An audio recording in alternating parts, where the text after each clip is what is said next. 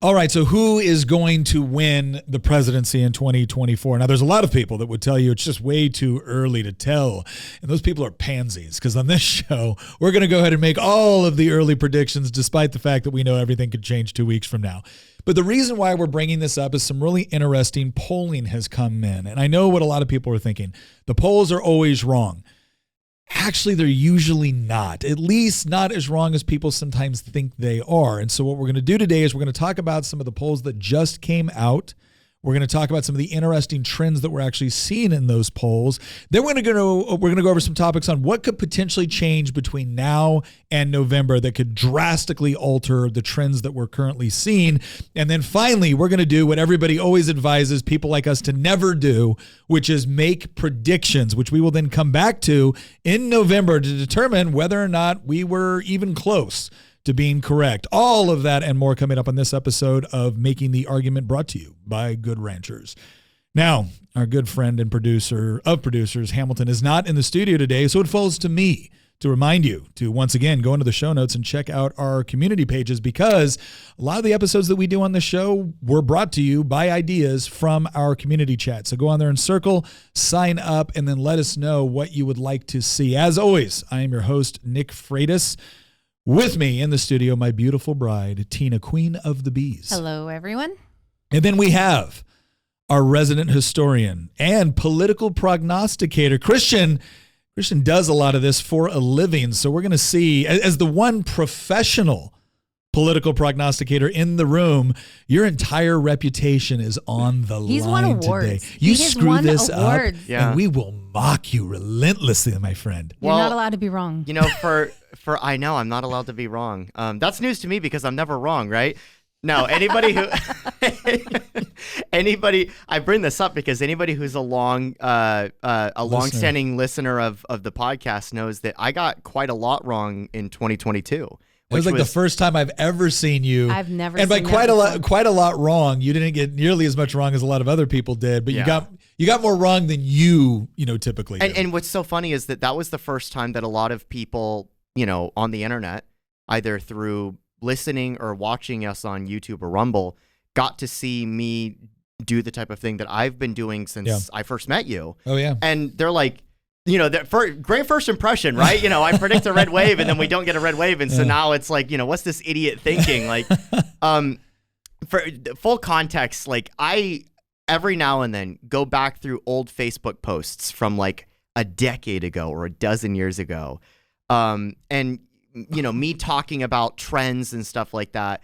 And then most of those posts involve comments where Nick is commenting. He's like, Christian, I think you're way too young to be this pessimistic about stuff. And again, this is like 2014, 2012. Yeah. It's just so, I mean, Nick and I have known each other for that long, but no, I used to do this as just an amateur for years. Yeah. And then I guess in the past couple of years, technically I do this professionally for a living, at least partially for a living. So we're going to see how correct I am. We're going to see whether or not I get to deserve to keep my job today. And we'll go back and re-verify in November how accurate we are. It's got to be a little bit exciting for you to make all sorts of predictions, which will determine whether or not we can you in November. If that ever happens, we've got to get Trump on the screen and push the button to have him be like, "You're fired." All right, so let's do this to make it a little bit more fair on our resident political prognosticator. We're going to come up with some ground rules for our analysis. All right. So like a lot of the things that we do when we're being predictive and we're talking about what we think might happen in the future, you've got to lay, some left and right limits, because obviously crazy stuff can happen. And that's the only way you can keep Tina on topic. That's right, because otherwise Tina's be like, "What about nukes?" Right? So, yeah, our good friend Rudyard Lynch over at What If All Assist always says that predicting the future is betting against God, because there's 1,000 things that can happen. Mm-hmm. So here's three things that we're gonna just kind of hold to for the purposes of this discussion. All right, so. Number one, we're going to assume that neither Trump or Biden die, right? So they will be their party's respective nominees. So we're not going to assume that, oh no, Biden's going to be pushed down the stairs by Kamala. And I'm already wrong. I'm entering this episode already wrong, because I thought for sure Biden was not going to be the nominee. Oh yeah, no. I thought they would have swapped him out with Newsom or somebody else by now. Tina predicted And that. so I'm already wrong. Now, mark that down, men that think that women never admit when they're wrong. Yeah, I was Tina wrong. predicted that Joe Biden was going to be taken out by his age-old adversary, stairs. Like him and Kung Fu Panda, right? All right. Number 2. So that's the first one. Number 2 is Trump is not prevented from running because he's like in jail or something like that, right? We're not going to assume that. And then the third one, and this is going to twist some people a little bit, but we have to lay this as a ground rule so that we can do the rest of the analysis, all right? And that is, we're not going to assume that cheating or voter fraud are significant enough in this election cycle to change the outcome, right? So those are the assumptions that we're operating off of, right? And the reason why we have to throw that third one in there is because we can sit here and go through all kinds of analysis and someone just kicks in and goes, oh yeah, but they're all going to cheat anyway. All right, well, let's work to prevent that from happening, right? Let's do that. Let's assume that we can still have good elections in America, right? So we should be able to overwhelm the vote so much that any cheating that it happens ends up being a blip on the radar. But the bottom line is for the purposes of this conversation, we're not going down the fraud route, not because we don't think it's important or worth consideration, but it's not something that we're taking into account this one. All right, so let's look at the current polling. And I know right off the bat, again, a lot of people are thinking, who cares what the polls say? The polls are wrong all the time. Let's just acknowledge that there are some polls that just suck. There are some polls that are one-off polls that, make wild and crazy predictions that never come true. And there are polls that are just meant to cause public opinion to shift. Yeah, and there are some polls which we call, in the political industry, it's called a push poll. So a lot of times what you do is you will see a campaign. So you will get somebody calls you up and say, hey, would you be interested in taking a poll about the Virginia 7th congressional race, right? And the next thing you know, the questions seem pretty innocuous at first. Like, out of the following candidates, which is your most preferred candidate? What do you think about this issue? What do you think about this issue? And then the questions will start to change. And they'll say like, well, I've noticed that this particular candidate is your number one candidate.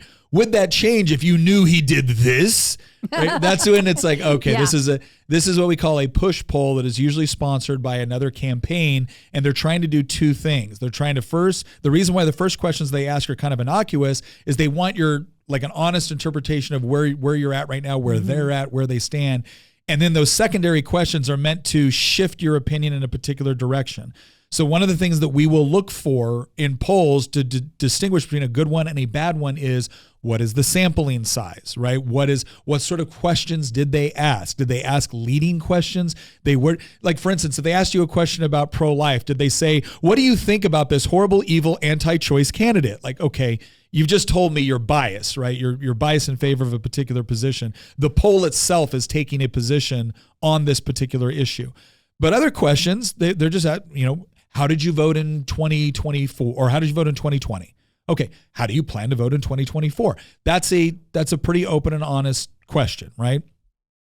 So that's the thing that we want to establish up front, is that there is a way to do effective polling.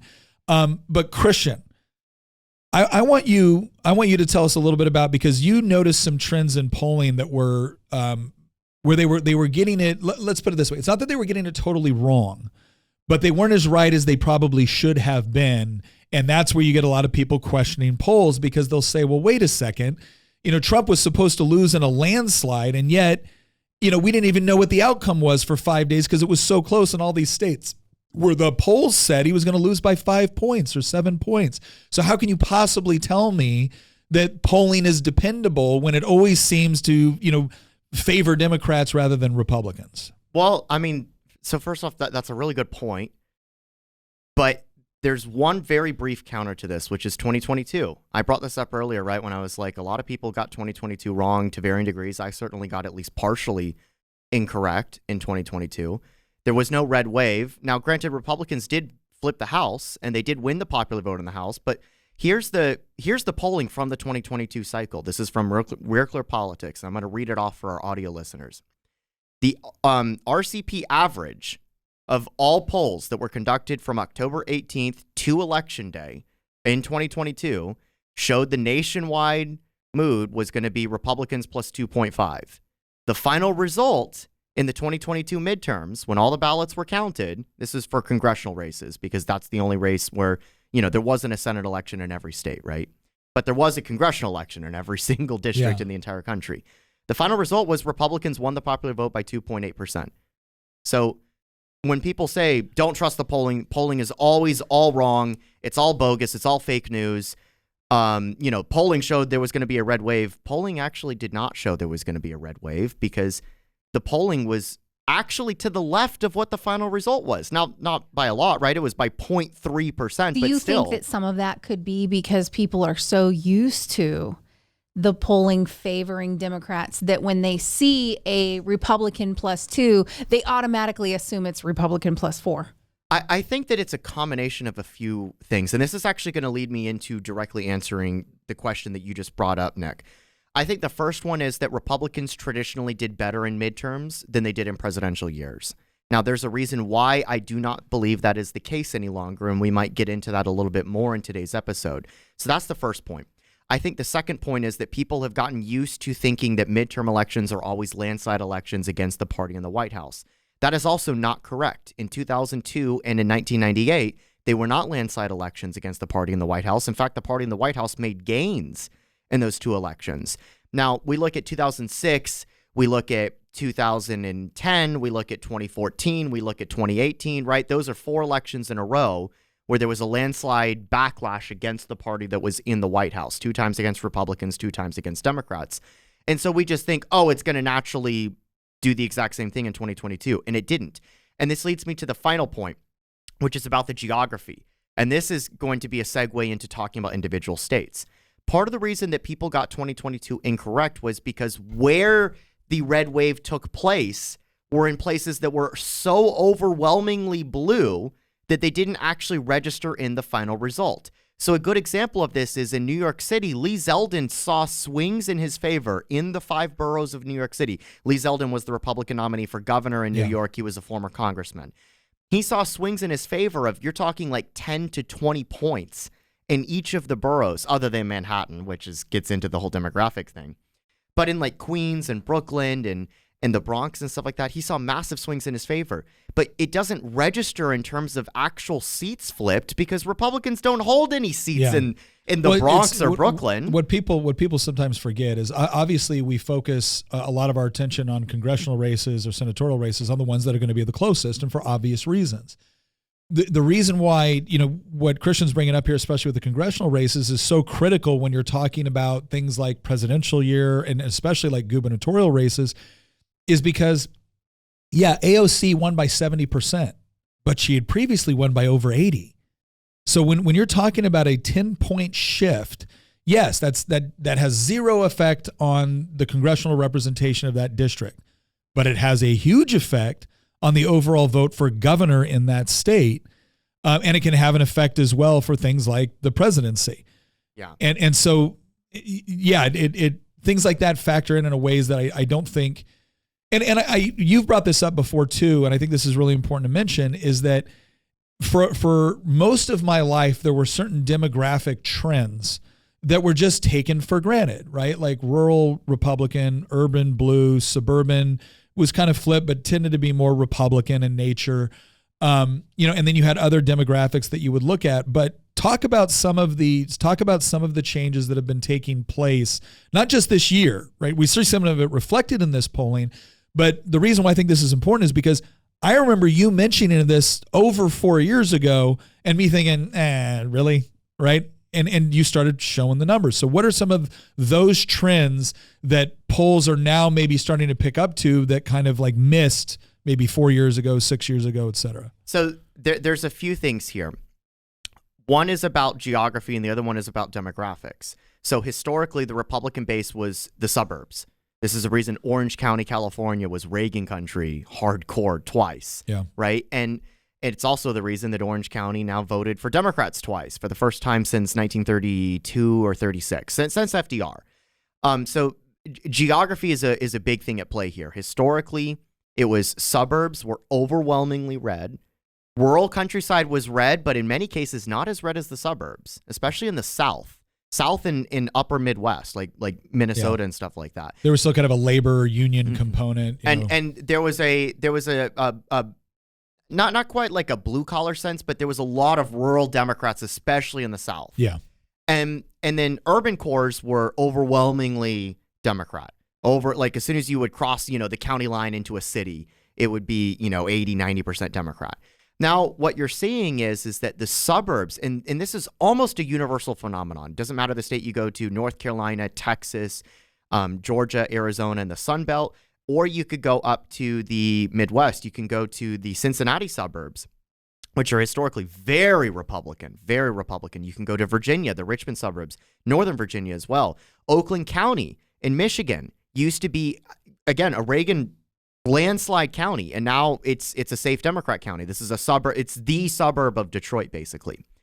And, okay, it's not technically the suburb, but it's the biggest one, right? Macon County is also there. But anyway, these counties used to be very Republican, and then the urban cores that they surrounded used to be very Democrat, and then the countryside around it used to be Republican, but not quite as Republican as you might as think. the suburbs, or it would be equal to the suburbs. But now what you're seeing is that the rural landscape is overwhelmingly Republican, and the suburbs have shifted massively to the left, but the urban cores have started to stagnate for Democrats and in some cases started to reverse. Now, when I say reverse, you have to understand what I'm saying is you're going from precincts that literally would vote 80, 90, 70% for Democrats to now voting 75, 85, 65. Yeah, but like 15 to 20 point shifts. Yeah. Yeah, like Brooklyn, I think, had a 20-point shift in 2016 or 2020. 2020 from 2016. Yeah, so like that's important to understand because again, that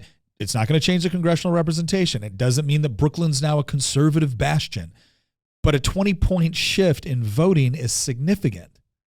Can I ask a question real quick? Because since we're talking about places that are left shifting to the right a little bit, Trump recently had a rally in New Jersey where they expected like a really big turnout of like 40,000 and ended up with a turnout of about 100,000. Mm-hmm. And that is really, really big for a place like New Jersey. And it prompted, I think it was Washington Post to put out an article saying, big rallies don't indicate what's going to happen in the election. They're not a good indicator, blah, blah, blah. Yeah. And if you'll remember back in 2016, the polls were all showing Trump maybe really close or losing.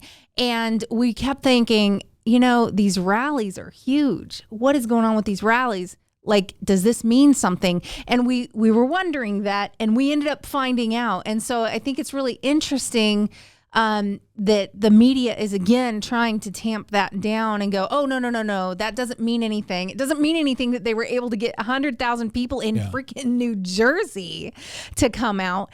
And so I do kind of wonder because sometimes the media likes to put out polling in order to make people think their horse is winning. Well, let's also say this. There is a difference between, like, if you're actually conducting a scientific poll, right, you're actually releasing the sort. Now, again, can people lie? Yes. But a lot of these times when these companies do this, they're hiring people that are professional pollsters. They have a natural incentive to actually provide good data, right? So, again, it's not to say they couldn't be nefarious or bad or evil, but I think that's one of the reasons, like what happened in 2016 is one of the reasons why we automatically assume the polls are super skewed left. Yeah, and when I think because during that time they were maybe not for the reasons we think, but they were. Well, the other issue that has to be taken into consideration now too is also the sort of people that answer polls, mm-hmm, right? Like it used to be that if you didn't have a landline, the probability of you doing a poll, right, was much lower. It's starting to increase now because the polling companies have adapted with respect to who they're calling and how they get a hold of numbers and everything else. So there were, like, people don't even, like, on your cell phone. I don't know how many of you actually answer when there's a number that you don't recognize. So I still think we tend to look at it and go, I'm not answering that. We don't know this person. This is why they need to use very large sample sizes. So, for example, in the 2024 general election cycle, I'm going to now pivot to what we see today. And what I would argue is a pattern when it comes to overperformance, because you were talking about, well, there was a lot of polling in 2016 and 2020 that showed a certain outcome, and we can get into that. And then it was not quite the same. I actually went through and categorized all of this on a state-by-state level.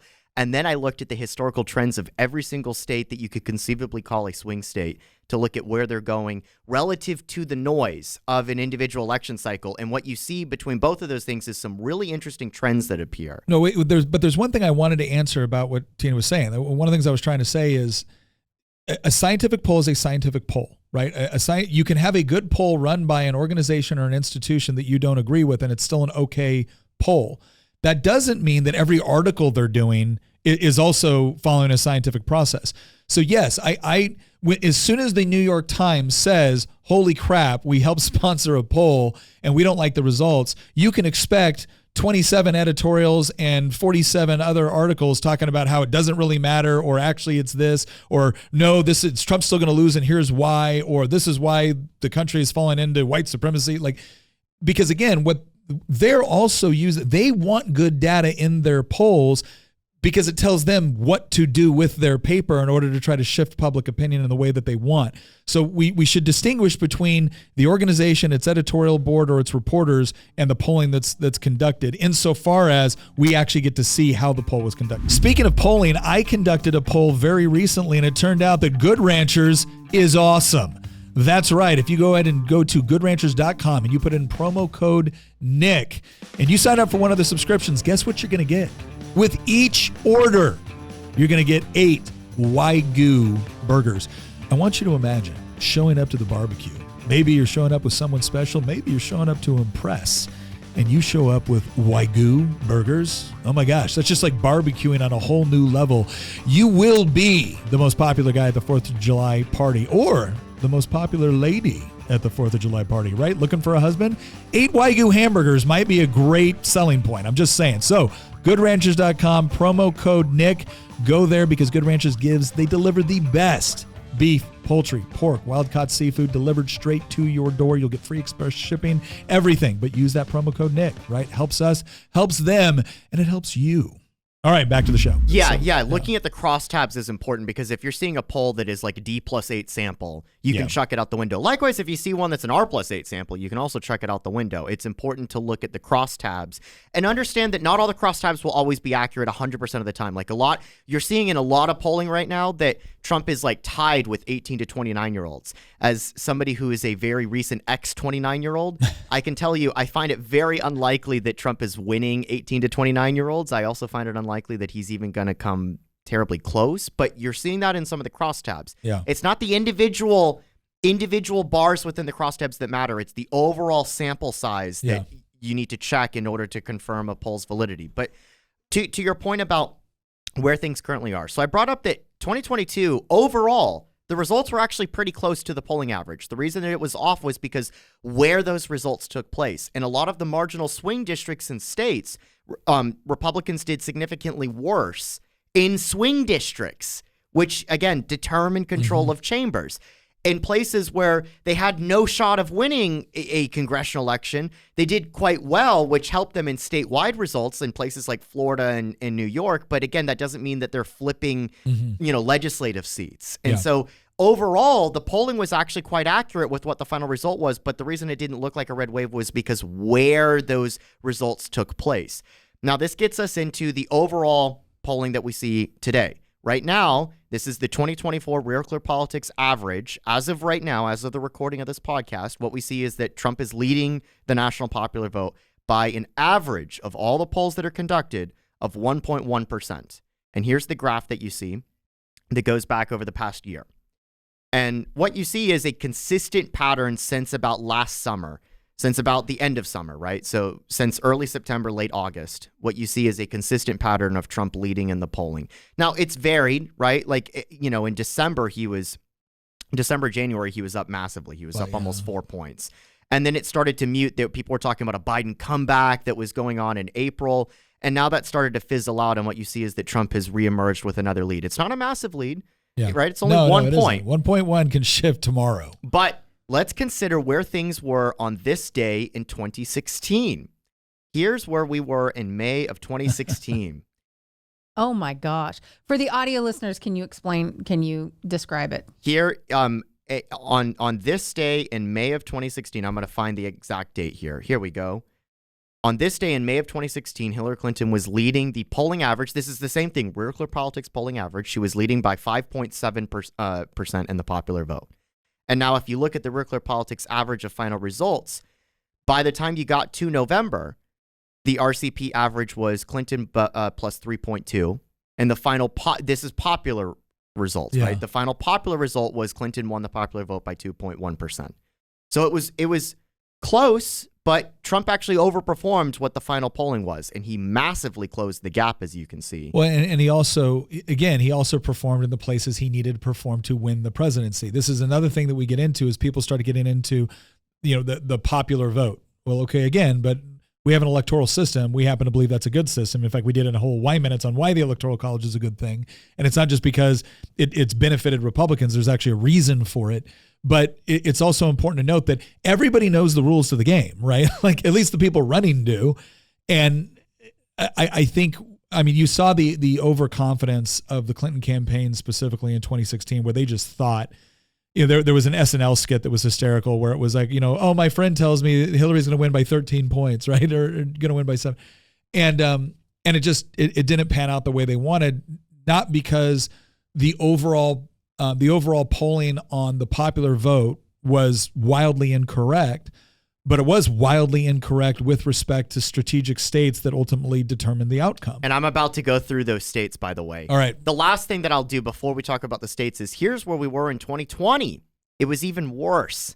First off, at no point in the entire 2020 election cycle did Trump lead Joe Biden. Yeah. Not a single day. That's nuts. There were at least 2 days in 2016 where Trump led Hillary Clinton. Granted, he was still trailing the entire rest of the cycle, and so he still overperformed. But here's where we were on this day in 2020. We were in the middle of the riot. It was like right after COVID riots, the Floyd everything. situation. It was COVID. It was not a great time, right? And the Real Clear Politics average on this day of 2020, it was Biden leading by 4.7%, which, by the way, is very close to what the final average was because, as you see, Biden increased his lead from this point. This was kind of the low point in his polling. He increased his lead throughout the rest of the election cycle, and by the time you got to Election Day, the Real Clear Politics average showed Biden leading by 7.2. Those are Obama 2008 numbers right there.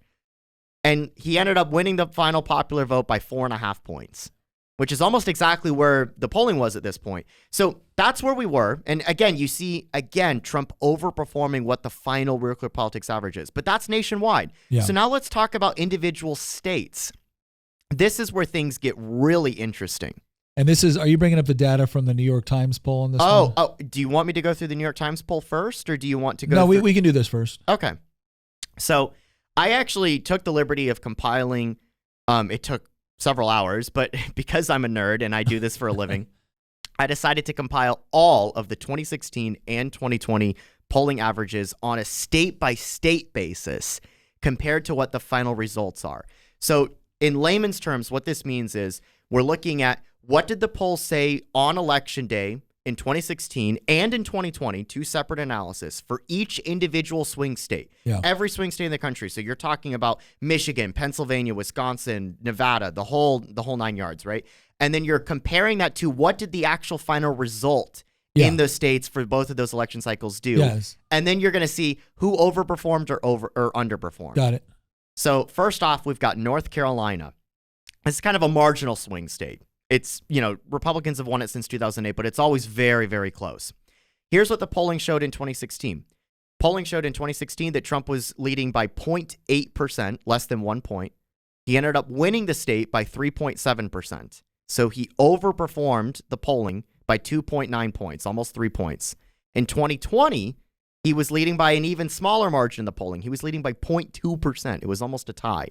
And he ended up winning the state by 1.3%. So that's an overperformance of 1.1%. So both times you see that Trump has overperformed in North Carolina. In Georgia, you see kind of an interesting shift that suggests that it became a swing state between 2016 and 2020, right? Trump led by 4.8. He ended up winning by 5.1 in 2016. So basically the polling was spot on, right? He only overperformed by 0.3%. In 2020, he led by 1 point.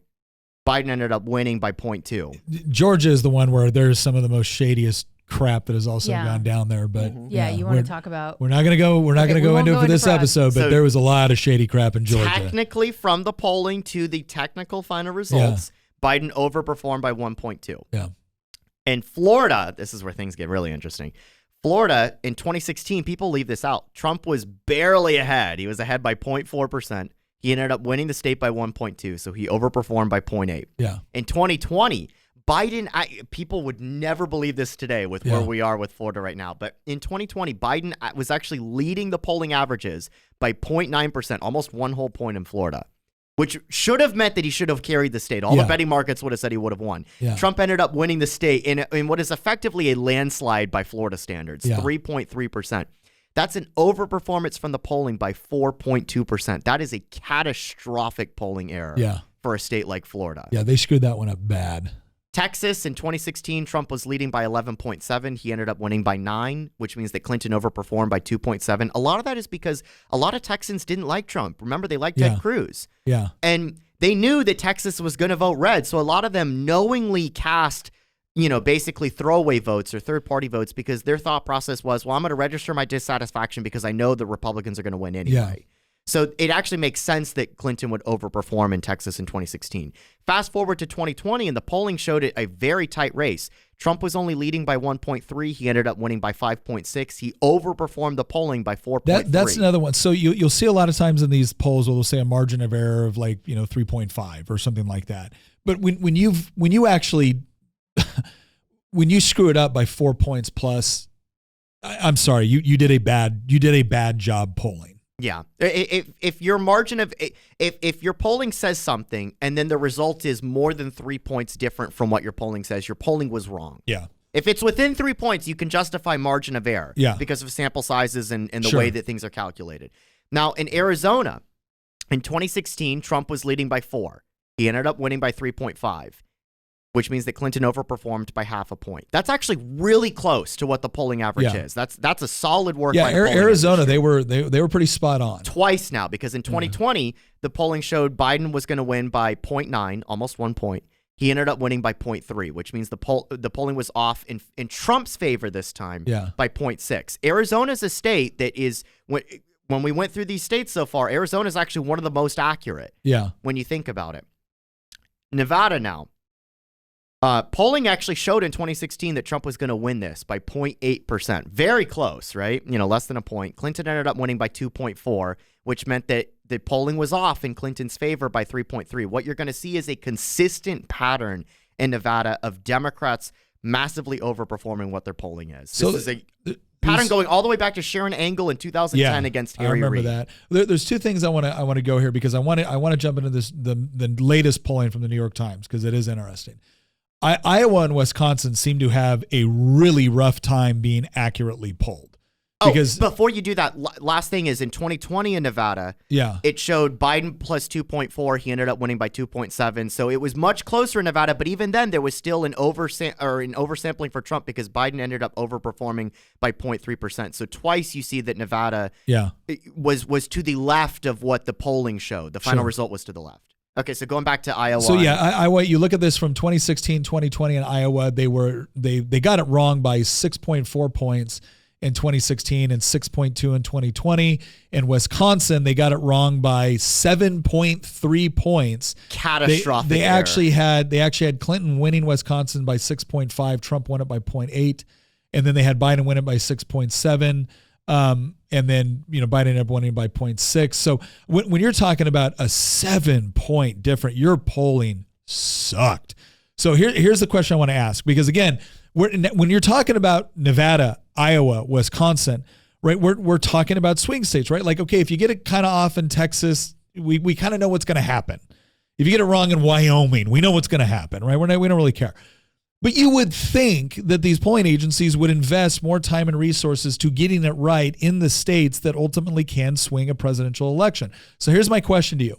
Why does Iowa and Wisconsin get it so wrong? For the same reason that Michigan, Ohio, and Pennsylvania is the one outlier, in part because it's a large state with large urban areas, and it's not quite like the rest of the Midwest.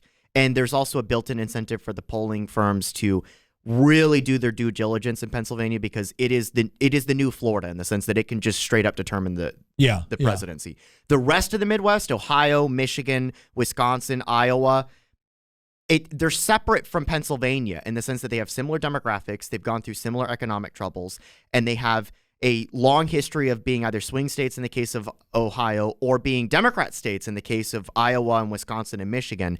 And there's just a ton of shy Trump voters there. There's a lot of ancestral Democrats, many of whom worked in former steel mill, industries or manufacturing industries, or they worked in farming. Well, Wisconsin used to be the home of American progressivism. Mm-hmm. And a lot of these people are also very hard to poll, because it's not just that they work in these like medium-sized towns like Youngstown that used to be a big steel industry there, and they went through what happened to the rest of the Rust Belt, right? But they also live in rural areas. Like northern Wisconsin used to be a swing area. There's also a region called the Driftless area that's along the Mississippi River, the border between Wisconsin and Iowa. The voters there are just really hard to poll, and they used to be Democrats, and then they became swing voters, and now they're starting to become Republicans. And so the polling has been off consistently in states like Iowa and Wisconsin just because the geography and the demographics have meant that nobody saw what was coming. Again, Wisconsin that's a swing state, but twice the polling showed that Clinton and Biden were supposed to win by 6.5. That's like as solid of a bet for this is why the betting markets were like, oh, Wisconsin's going to be safe for the Democrats. Yeah. This is why Hillary Clinton didn't even set foot in Wisconsin in the 2016 cycle. And yet look at the results. And we forget this because Biden won Wisconsin in 2020. Yeah. Okay. So we forget the results, but we shouldn't forget the results because, the polling was accurate. Was it? No. Okay, in a literal sense, the polling said Biden would win, but there's a big difference between the polling saying that Biden's going to win by 6.5 and he wins by less than 1 point. Yeah, that's a massive polling failure. So, okay, so looking at all this and looking at some of these historic trends and stuff like that. There's 3 more states if you want to go through them because they're the most important. Wisconsin or Pennsylvania and Michigan are like 2 of the most important states. All right, we need the quick version. All right, quick version is Michigan in 2016. Trump overperformed by 3.8. In 2020, he overperformed by 1. In Pennsylvania, Trump overperformed by 2.8 in 2016. In 2020, it was actually dead even. It was the only state in the country where the result was dead even with what the polling was. Here's the TLDR, by the way. This is the most important part of all of this. You got to explain that. Here's the too long, didn't read. All right. Here's the too long, didn't read of all of the results that I went through, of all the research that I did.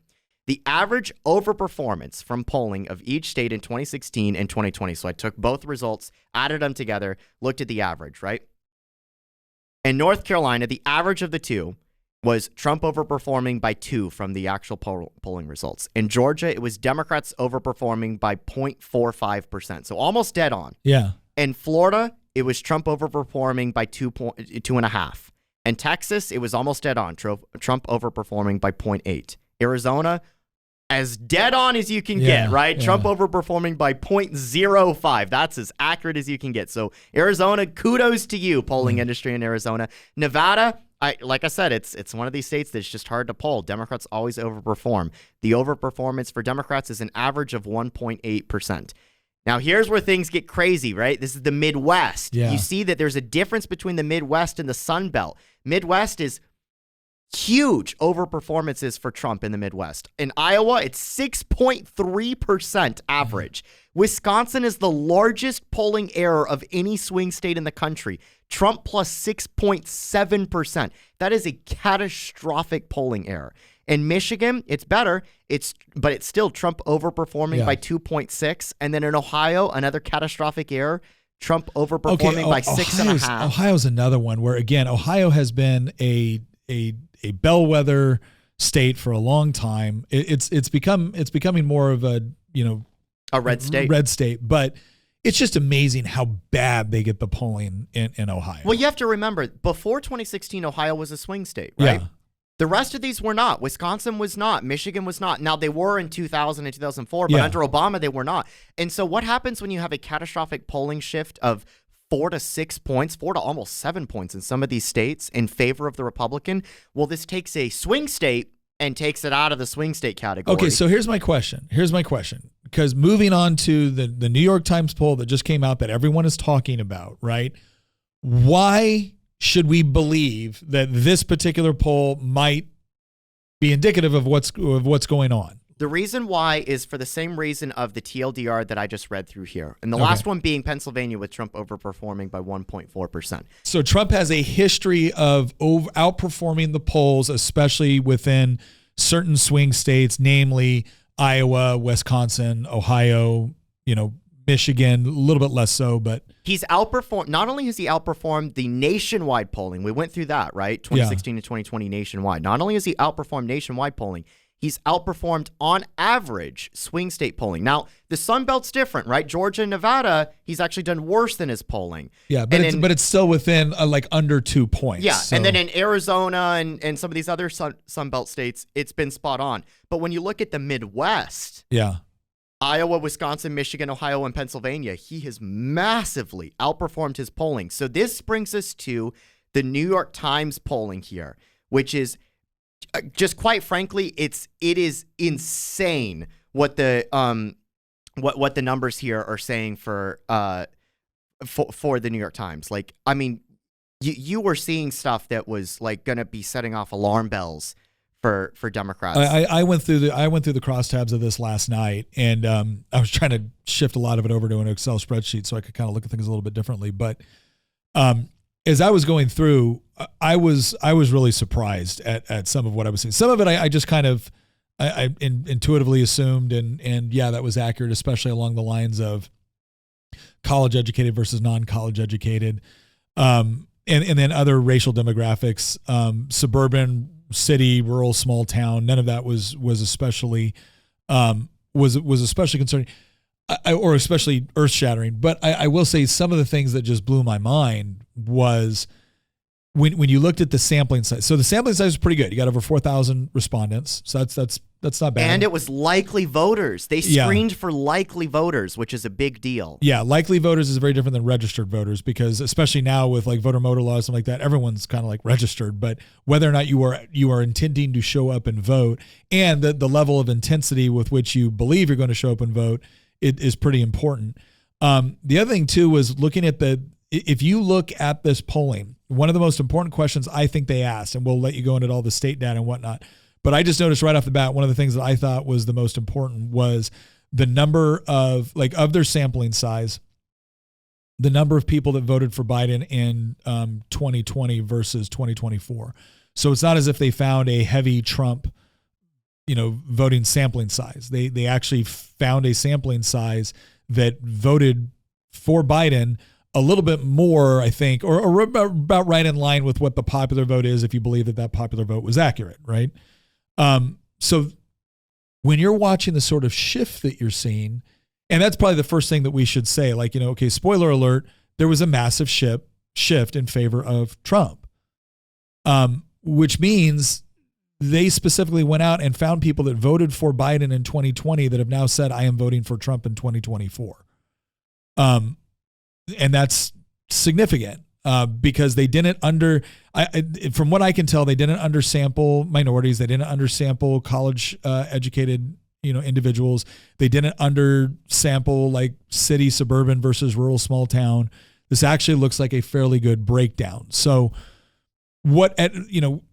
first of all, do you disagree with anything I just said? Yeah, so looking at the crosstabs, Arizona, it was only off by 2 points from, like, looking at 2020 results. It was only off by 2 points from the final result. You can argue that it was in favor of Trump's, you can argue that it was biased in favor of Trump by about 2 points. I'll briefly go through these. That way we can actually look at the top line, because the top line is shocking from this New York Times poll. When you look at Georgia, it was actually skewed in favor of Biden. Right, the 2020 respondents, it was like 4 points in favor of Biden. So Georgia was actually an oversampling of Democrats in this New York Times polling. Arizona was a very slight oversampling of Republicans. When you look at Michigan, it was an even greater oversampling of Democrats. It was like I think it was like a D+5 or D+6 oversampling. And remember that Michigan ended up being, it was less than 3 points in favor of Biden. So that was biased, the New York Times poll in Michigan, in favor of Biden. In Nevada, it was about spot on. So Nevada, I don't think there was a significant oversampling for either Democrats or Republicans. And then in Pennsylvania, there was also a very slight oversampling in favor of Democrats, arguably D+1, D+2. Yeah. More than what it should have been, right? Sure. So, but not horrendous. Yeah, and then the last one is Wisconsin, right? So we're talking about 6 key swing states here, right? 3 in the Midwest and then 3 in the South, in the Sun Belt. And then finally, Wisconsin, there was definitely an oversampling in favor of Biden, but again, by 1 to 2 points.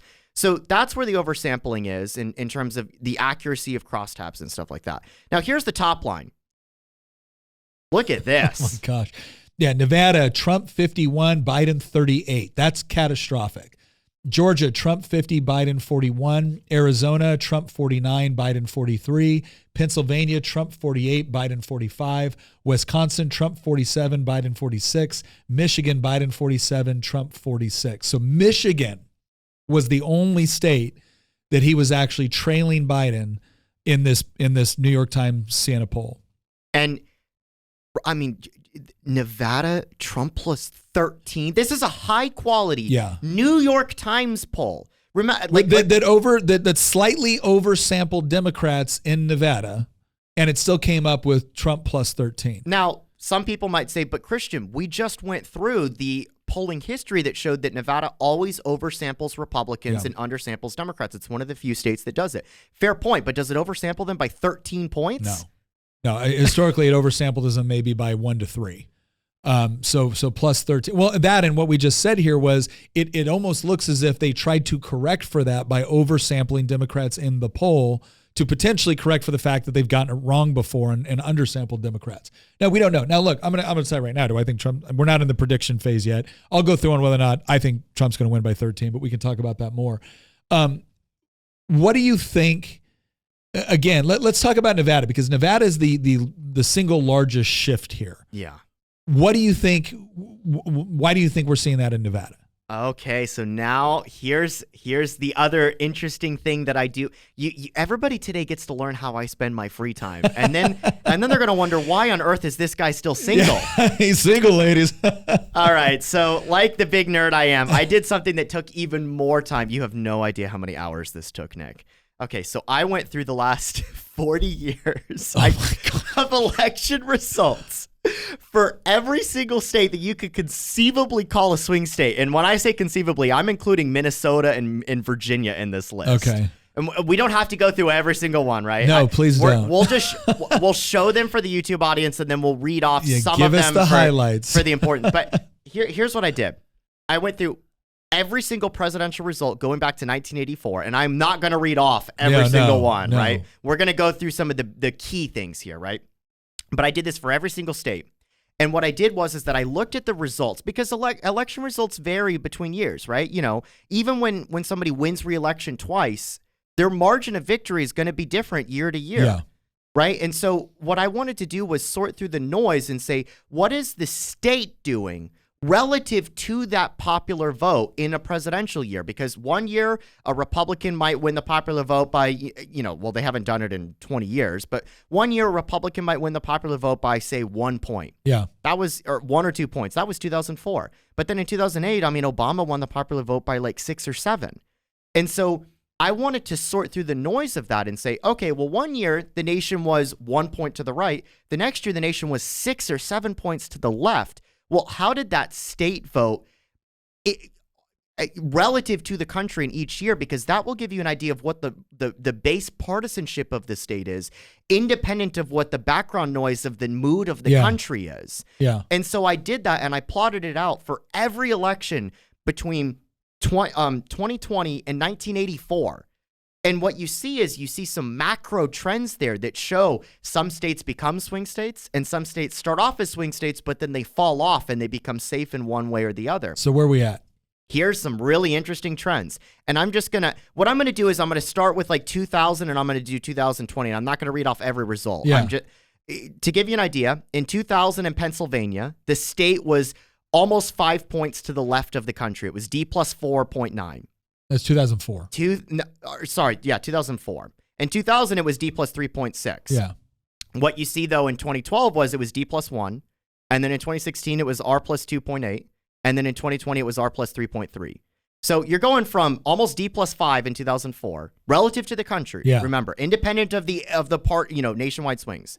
It went from D plus 4.9 to D plus 3 to D plus 1.4 to R plus 2.8 to R plus 3, which means that Pennsylvania is now voting 3.25 points to the right of the country. Okay. And this is a consistent march, 20-year consistent march from the left to the right in Pennsylvania, nonstop. Every cycle, Pennsylvania for the last 5 cycles has been getting redder than the cycle before. Okay. That is catastrophic news for Democrats right there. Okay.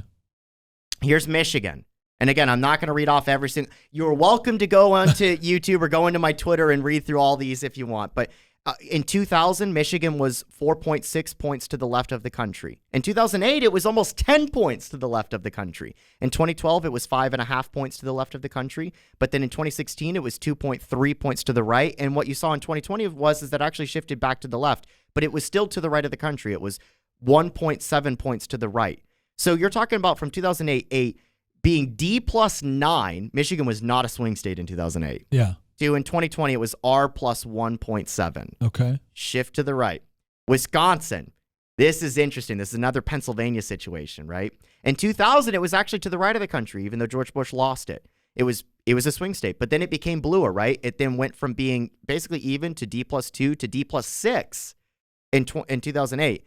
And then in 2012, it ended up becoming D plus 3.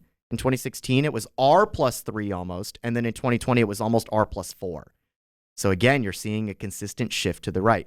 Georgia's the exact opposite. This is the reason why Georgia's become a swing state now, right? We went from being R plus 14 in 2004 to R plus 4. That's not great. Is that a lot of expansion of the Atlanta urban area? That's exactly what that is. Okay. It's an expansion and a shift to the left at the same time. Not only is it growing, it's moving to the left as it grows. Yeah. Arizona, you're seeing the same thing, although it's not quite as pronounced as Georgia, right? What's interesting is some of these ones that you're pointing out, like Georgia and Arizona, and even then Nevada, are all states where, not to bring up voter fraud, but they're all states where voter fraud was highly suspected. There was a lot of data coming out. The other big thing shining is a light on their practices. The other big thing is that a lot of these states have gone through massive population growth and massive suburbanization. Remember when I told you about how the suburbs are beginning bluer? Yeah. Arizona saw the same thing, but not as pronounced, right? In 2004, it was R plus 8. In 2008, because McCain was there, it was R plus 15. But now it's R plus 4, which is why it became a swing state. Here's Nevada, though. This is why I think that, that New York Times poll with Nevada being Trump plus 13. He's probably, spoiler alert, he's probably not going to win by 13. Yeah. But look at the trend here. Yeah. So Nevada, before it blew up in the 80s, it was very red. But then it suburbanized, Clark County grew, it got more competitive over time, and then eventually it flipped blue, right? In 2004, it was even. In 2008, it was D plus 5. But look at what's happened since 2008. Nevada went from being D plus 5 points to the left of the country, to in 2012, it was almost 3 points to the left of the country. Yeah. And then in 2016, it was almost even. And then in 2020, it actually voted to the right of the country for the first time in 20 years. So, okay. So as we look at all of these, and I know we got more to do here, but I want to start. I think you've made the case, right, that we're watching a significant change take place in some of the most strategic states. Now, I also think that there's something interesting to point out here, right? I think some of these states have shifted in the presidential, while some of them have actually shifted more culturally. So Florida might be a good example of this, right? I feel like Florida is undergoing a significant cultural shift, right? Because when you look at when Trump won Michigan, right? I remember thinking, oh my gosh. And then Michigan became a right to work state. I was like, oh my, okay, this is a massive, there's a cultural shift taking place. The Democrats, some of the union support and whatnot has essentially fled Michigan. And so, hey, maybe the tide is turning in Michigan in a very significant way. And then COVID hit, and I'm watching Governor Whitmer lock down the seed section of Lowe's, right, in order to save you. And they reelected her. I remember just thinking, okay, there was something different going on, And we've seen this in other places as well. And I think there's a reason why Trump outpolls is that there is a significant number of voters that vote for Trump. That doesn't mean they are voting for the rest of the ticket. That doesn't mean they show up in midterms. That doesn't mean they show up in their state elections or their local elections or whatever else. So the same county that Trump will outperform on does not mean that you're going to have a conservative mayor, school board, state rep, congressional rep. And again, it's part of the overall frustration here. But as I look at some of these states, I don't see a massive, again, cultural shift toward the right. I see a very selective shift for Trump. I think it's actually a combination, and it does depend on the state. But you have to remember that, like, think about Michigan. We're talking about a state that used to be home to one of the largest cities in America, Detroit. One of the, by the way, richest places in the country when your grandparents were living, you know. At the height of the American auto industry and you know, post-World War II, 50s Detroit was, I think, one of the most popular, like the third most populous and second wealthiest city in America. It was the Silicon Valley of its day. Yeah, which is kind of a joke now when you look at, like, you know, wild animals like roaming parts of Detroit. I mean, it's improved a little bit, but yeah, you know, the joke is that the fastest growing industry in Detroit is agriculture because of all the vacant lots. Yeah. But like, I mean, and Detroit's lost 2/3 of its population, and Detroit's the most prominent example of this. But the rest of the Rust Belt has gone through massive deindustrialization, particularly since the 60s and 70s.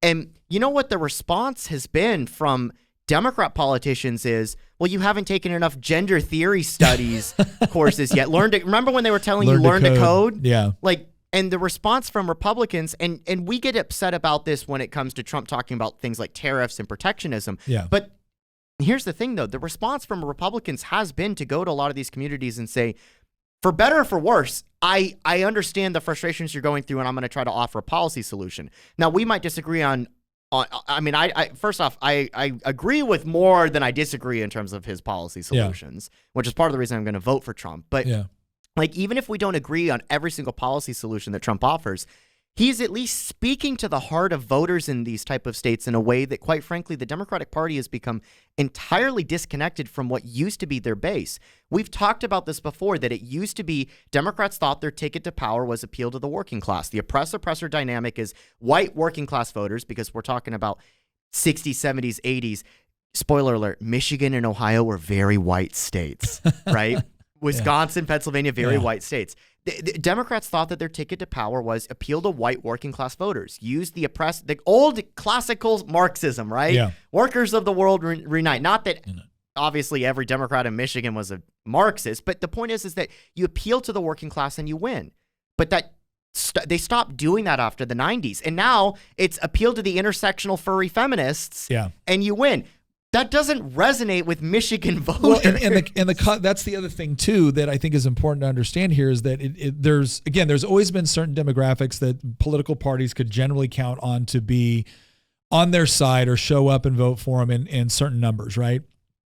And a lot of that was a minority coalition, right? That was the big Democrats thing. There was a minority. They always lost the white vote on average, but they're going to set up a minority and women's coalition against, white men. And the thing that's interesting now is that is starting to erode in a very big way. And you see that with some of the demographics that you look at in this poll, and you also see the breakdown between, men and women.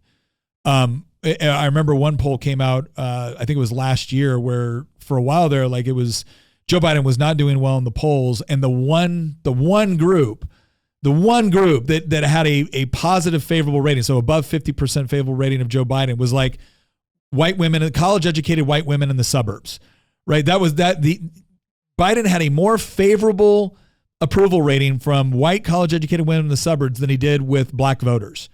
And that typically doesn't happen, right? And you are seeing this push. And as we watch the universities become more and more focused on oppressor-oppressed dynamics and DEI and more focused on the studies degrees, gender studies, women's studies, and it all becomes one big leftist struggle session.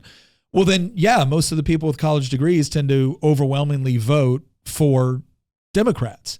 And you can see like there's a vested interest from the Democratic Party when it comes to, one, throwing hundreds of billions of dollars at higher ed when they can be reasonably certain that 90%, 80 to 90% of the campaign donations coming from faculty of staff and staff of universities are going to Democrat candidates. So if you look at it from the standpoint of college educated has become almost synonymous with Democrat voter in a way that it never was previously, well, again, it's not hard to see why Democrats funnel billions of tax dollars into higher ed. Higher ed shifts an enormous amount of its academic focus on leftist ideology and research, right? And then they create loyal Democrat voters.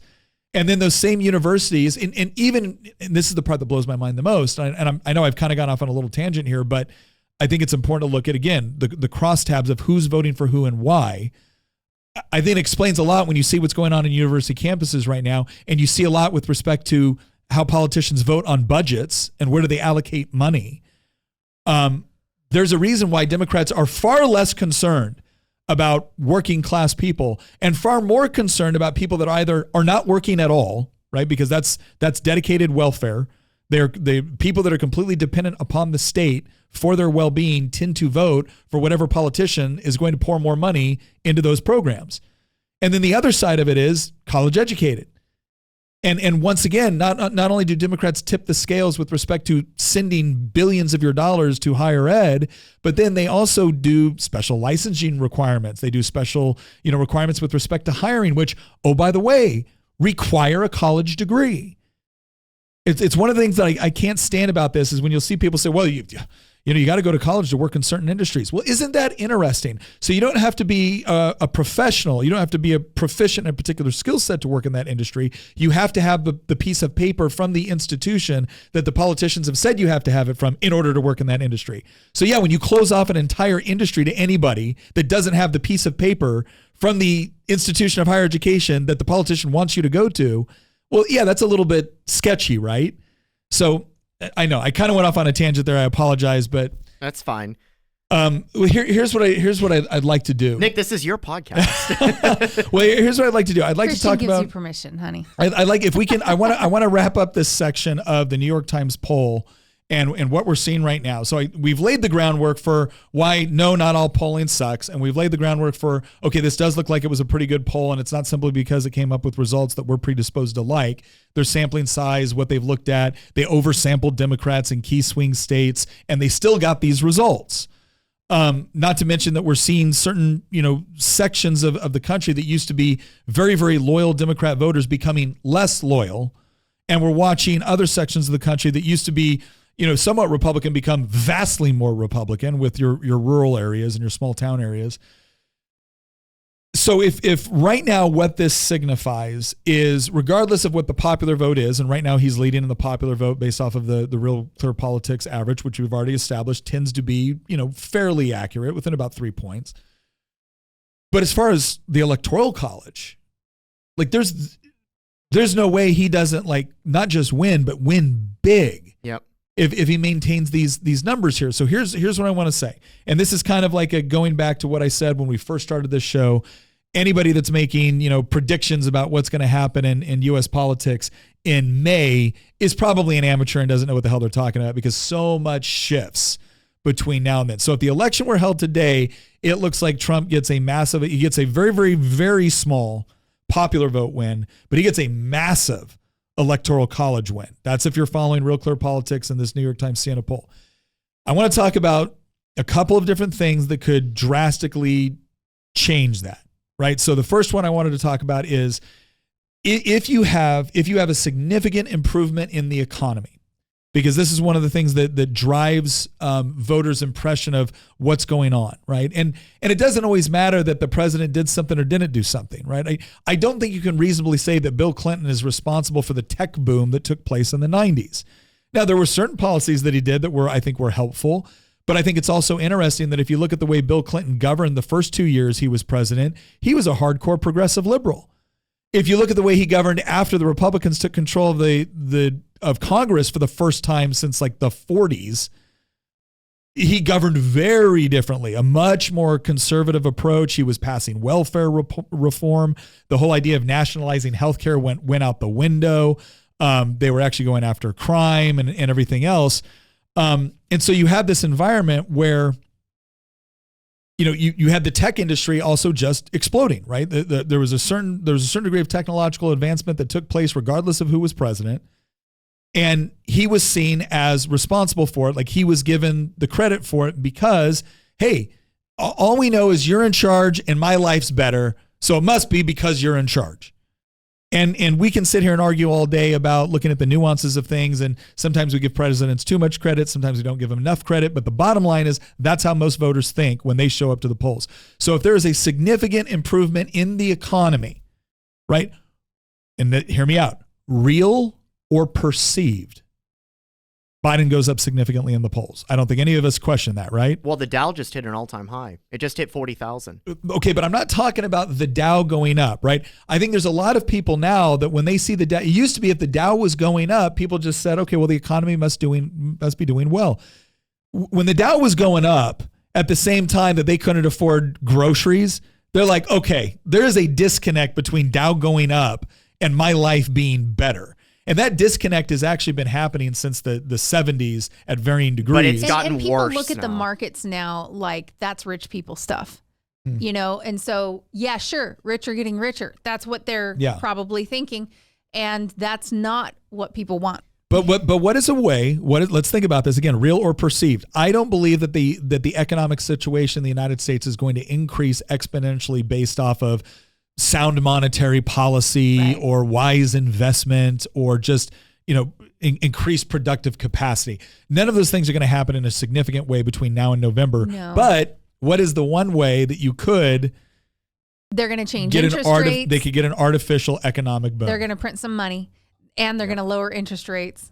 If we've talked about this in our episode about is the Fed engaging in election interference. If the Fed lowers interest rates, that could lead to a perceived boost in the economy in a way that, I mean, we've talked about the catastrophic consequences of low interest, zero interest rates and money printing. That's part of the reason we're in the mess that we're currently in. But it is definitely true that if they lower interest rates, people will be like, oh, I can afford a mortgage or I can afford a car. So here's the thing that I think that's their reason. I think that's the way that they'll think about it. And I think that's why Biden is pushed to, quite frankly, illegally just forgive student loan debt. Because that's what he's doing right now. The Supreme Court has said, no, you can't do it this way. You don't have the authority. And Biden just said, I'm going to do it anyways because it's good for my reelection. And because, once again, who are they paying off?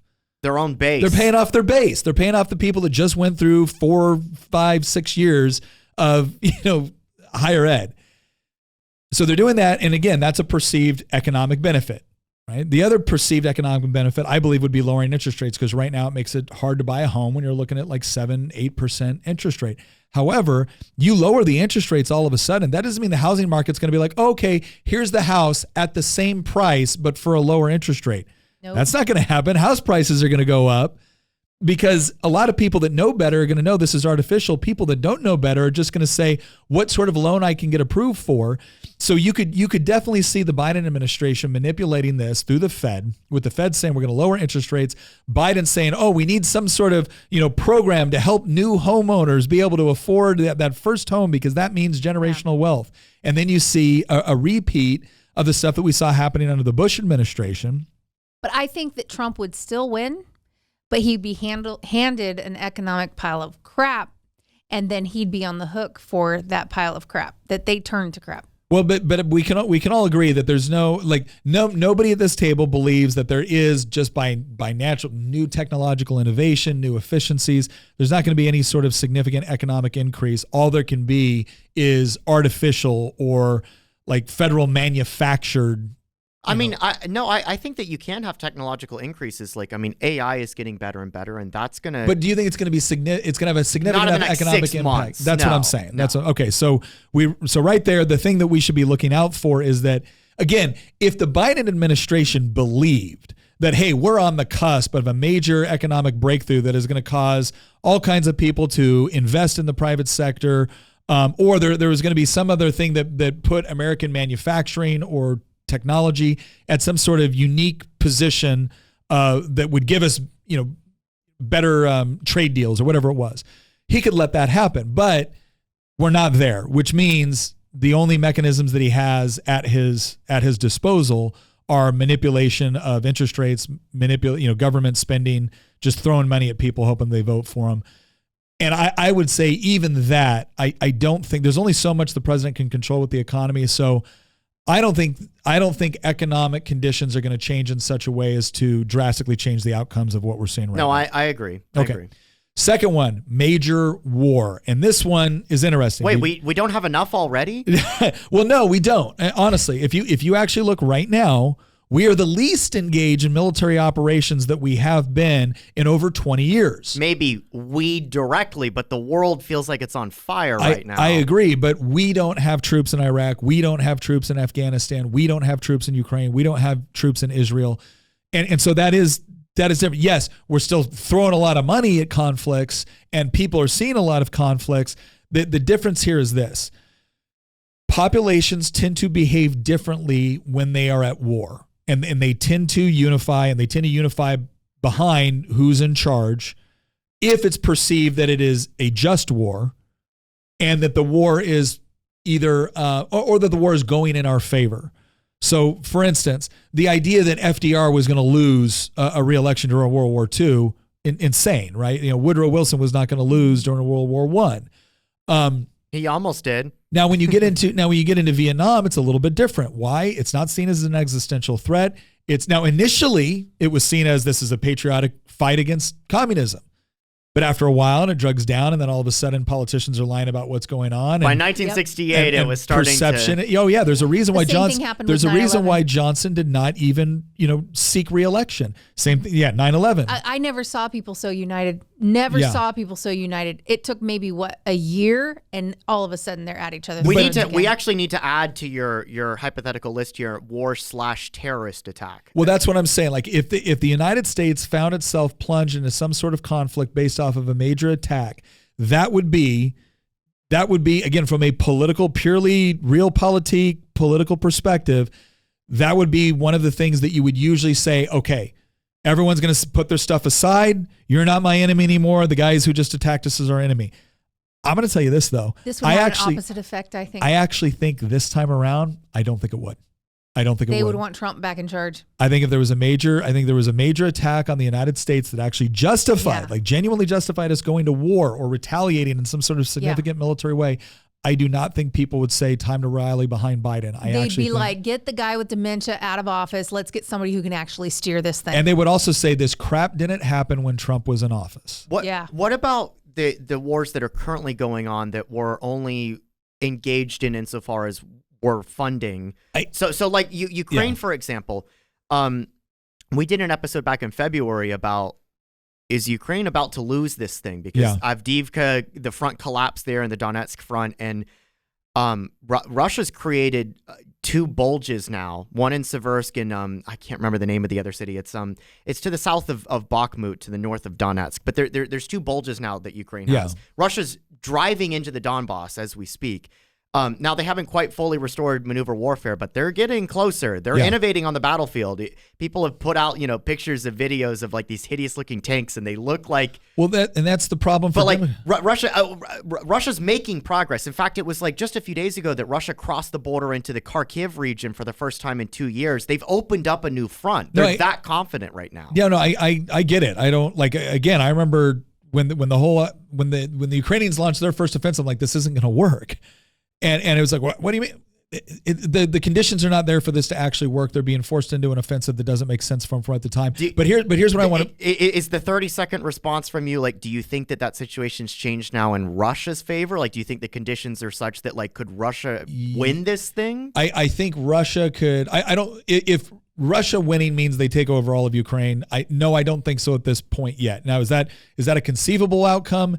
Maybe. I tend to doubt it. Like in the next 6 months. But could they? No. In the next 6 months, they're not taking all of Ukraine. But could they absolutely secure the Donbass and force Ukraine into some sort of, again, the settlement that I kind of thought was going to take place? Like what I thought was the best case scenario is probably not the best case scenario anymore, because Russia's position is actually improved in Ukraine. Now, here's the problem electorally for President Biden, right? You staked all of this stuff on Ukraine. And I could actually see Europe and everyone else kind of getting tired of this and saying, look, let's cut our losses. Let's give some sort of concession with respect to the Donbass. And then what do you end up with? Well, you don't end up with a victory for Ukraine. At the best, you end up with the West is going to claim, well, we stopped Putin, right? Because of our resources, we stopped Putin and we saved Ukraine from being completely overtaken, right? The goalposts will shift. But then what's going to be required next? A massive aid package for Ukraine, and they're going to expect the United States to pick up the bill. Because one of the ways they're going to get Zelensky to agree to some sort of settlement for where he doesn't have complete control of the Donbass anymore is they're going to have to say, here's the Nobel Prize, and here's, $500 billion between the United States and Western Europe to help you rebuild Ukraine. So what it does is you get to the point where if now Biden finds himself in a position where he's got to help negotiate this settlement and it's going to cost more U.S. tax dollars for a not victory, that does not go well for him, right? Like, once again, he screwed up the Afghanistan withdrawal, right? He can't seem to make up his mind what he's going to do with Israel. And then after spending hundreds of billions of dollars in Ukraine, we get a result that we could have had without even having a war in Ukraine. Like, none of that bodes well for Biden. Now, on the other side, if he wants to actually win in Ukraine at this point, he's going to have to dedicate U.S. air power. I don't see how he does it without dedicating U.S. air power. And now what are you going to do? You're going to start a war with Russia? That's even worse. You're going to start a war with Russia, and you think the American people are going to have your back for that? No. You're going to start war with a nuclear power. So what is his position right now? His position is just, we just got to send him more money and hope it goes well. Dude, I think he is in a horrible position. So I don't think we get any. I think if we did get a major attack, it wouldn't actually help Biden. And I think as these wars progress in these various places, he is stuck on Israel because his so much of his voting base has become like openly hostile toward Israel because they're now in the oppressor class. But he has also got a lot of like supporters and donors on the other side of this. I mean, Chuck Schumer is not down with just letting Israel out to dry, hanging Israel out to dry. And then he's got a no-win situation in Ukraine. I don't think any sort of major war, which might typically save somebody in this condition, saves Biden. I think it actually hurts him. He's lucky that most Americans typically don't prioritize voting, based on foreign policy. Yeah. Right? Because the foreign policy picture looks terrible for him. So we've talked about economics. We've talked about foreign policy, wars, terrorist attacks, those type of black swan events. What's the next one on the list? So the next one I would say is, okay, the thing that probably destroyed again, if you believe that Trump lost in 2020, the thing that probably killed him was the pandemic. It wasn't even all the stuff that was happening that was racially that certainly played a factor into it, but the pandemic itself had massive problems with respect to the economy. Some of the ways that Trump tried to deal with it were not good. It was like my biggest critique of the Trump presidency was him printing $3 trillion or him encouraging $3 trillion in massive government spending. And now he didn't, I was proud of him for not actually trying to go in and like force states to lock down or whatnot. He actually respected the federalist approach to some of this, but he encouraged a lot of things that in the end have become wildly unpopular on the right. So the question is what happens if you have some sort of other, pandemic event? I don't think this is highly likely, but once again, I think it just hurts Biden. I don't see any way that we have some sort of major, health crisis where people say, hey guys, we got to put our differences aside and fight this together. I think if anything, you're going to have half the country going, F you, I remember what you did last time, try it this time. I honestly think it would galvanize Trump's base, especially if they handled it the way Democrats typically want to handle pandemics. Right.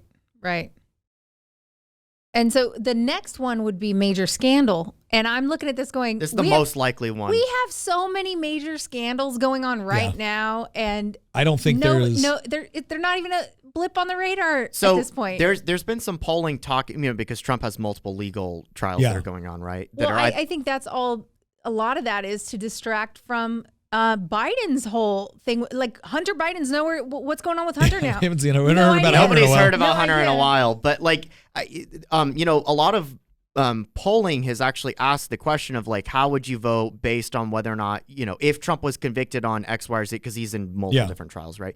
how would you change your voting? Some polling shows that it's enough to help Biden. Some polling shows that it makes no difference whatsoever. And I think part of the reason why there's some noise on this is in part because look, we're dealing with two of the most well-known figures in the entire world right now that are both running for president again. I guarantee you, there is very little low name ID for Donald Trump. Everybody knows who Donald Trump is, and everybody has formed an opinion. Nobody, you know what this is? This is the 1892 presidential election all over again, where Grover Cleveland lost to Benjamin Harrison in 1888. He won in 1884. He lost in 1888, in part because the analogy works even better because Republicans actually stole the 1888 election. They rigged it, the Tammany Hall, situation in New York. But and then in 1892, Grover Cleveland came back. And you know what's interesting? It was a three-way race because the Populist Party nominated, I believe it was James Weaver.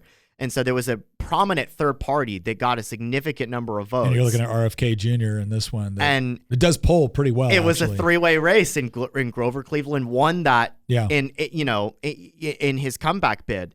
And what I find, I mean, I don't think that it's an exact same thing, but the analogy is a bit eerie in terms of how well it sticks out. But I do think that the most likely black swan, nobody can predict a terrorist attack or a war or an economic crash. Economists have predicted 11 out of the past 10 economic crashes, right?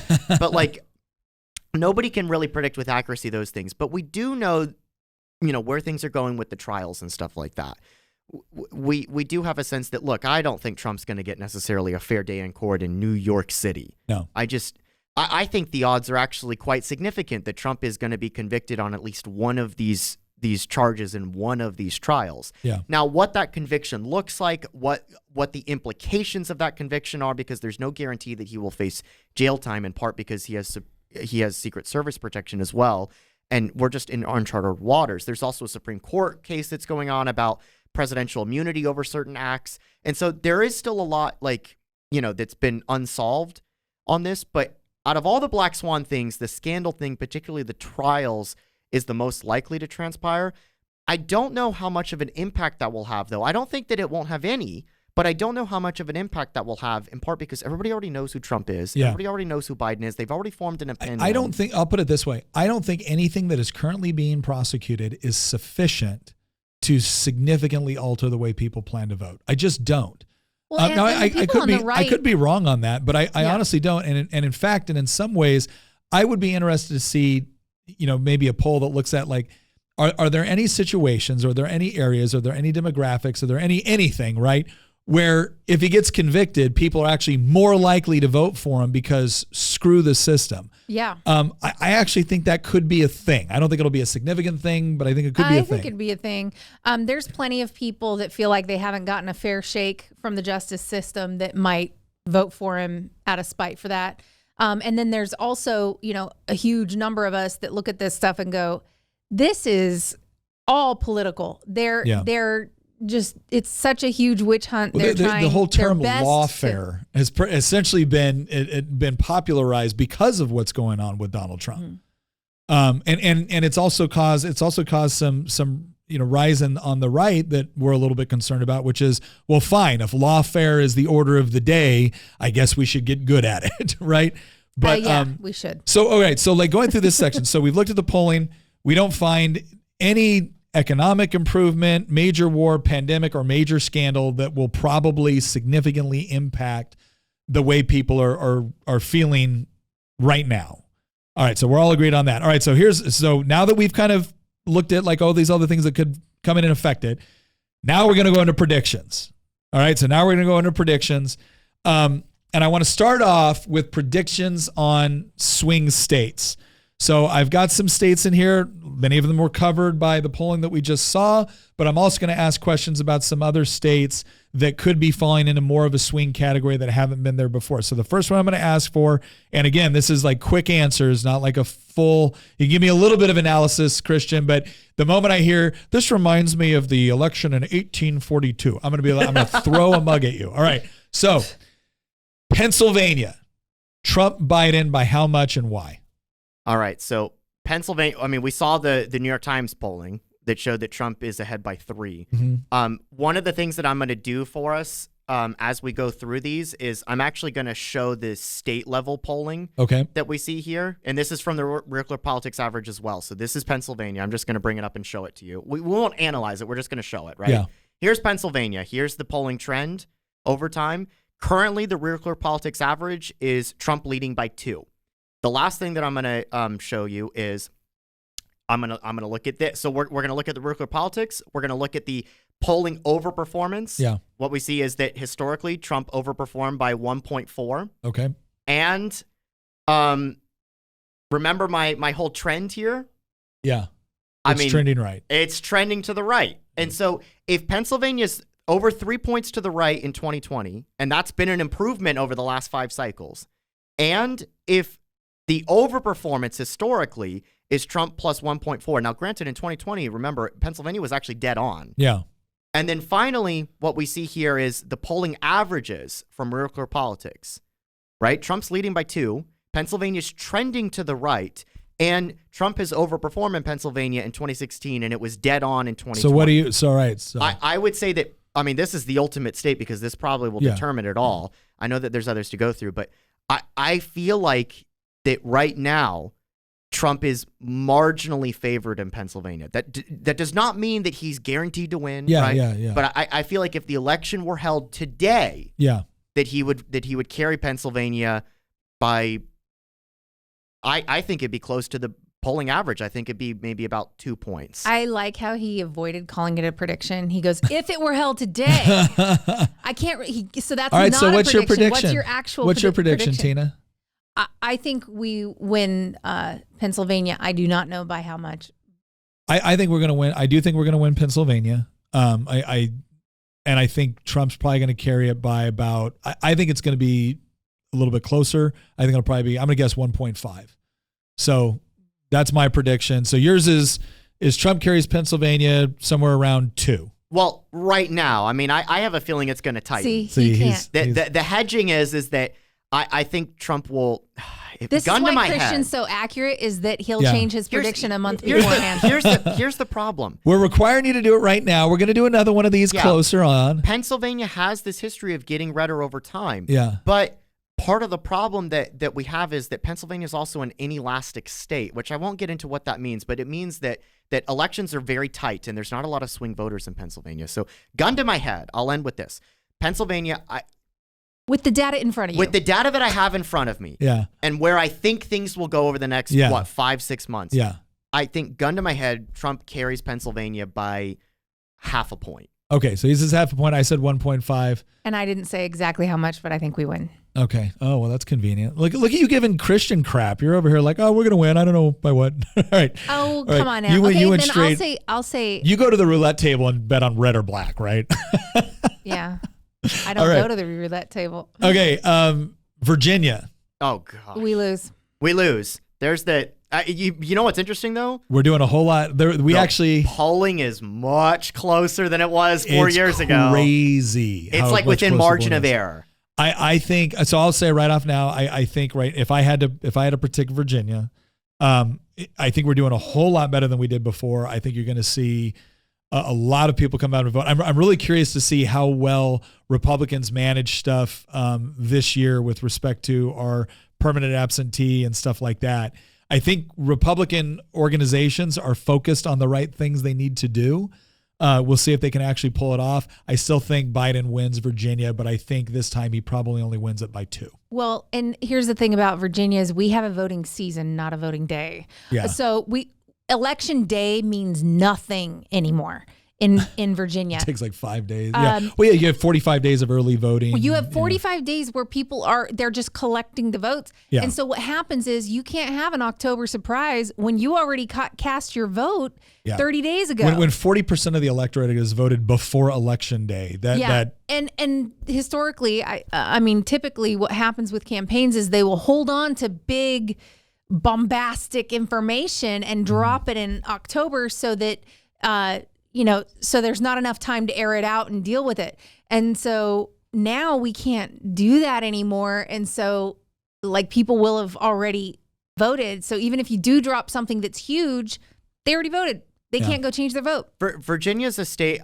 So remember when I was talking about the polling overperformance? I didn't include that in the tweet thread because I was like, well, Virginia's just not a swing state. I actually did the back of the napkin math, though. I didn't do it just now. I did this a few days ago. And like Trump overperformed polling by like maybe like a point. It wasn't significant. But like, I mean, here's the trend line. You tell me if this is a good sign. It's not, right? I mean, Virginia has just become a blue state. Now, I don't think Biden's going to win by 10 like he did in 2020. But I mean, I think Biden wins by 4 to 5 in Virginia. Okay, I said too. I'm going to be more optimistic. Well, actually 4 or 5 is probably. I think he wins by 4 to 5. I don't think you're wrong. I don't think you're wrong. All right, Georgia. I think we win Georgia. Georgia's interesting in part because Dems have actually overperformed in Georgia historically.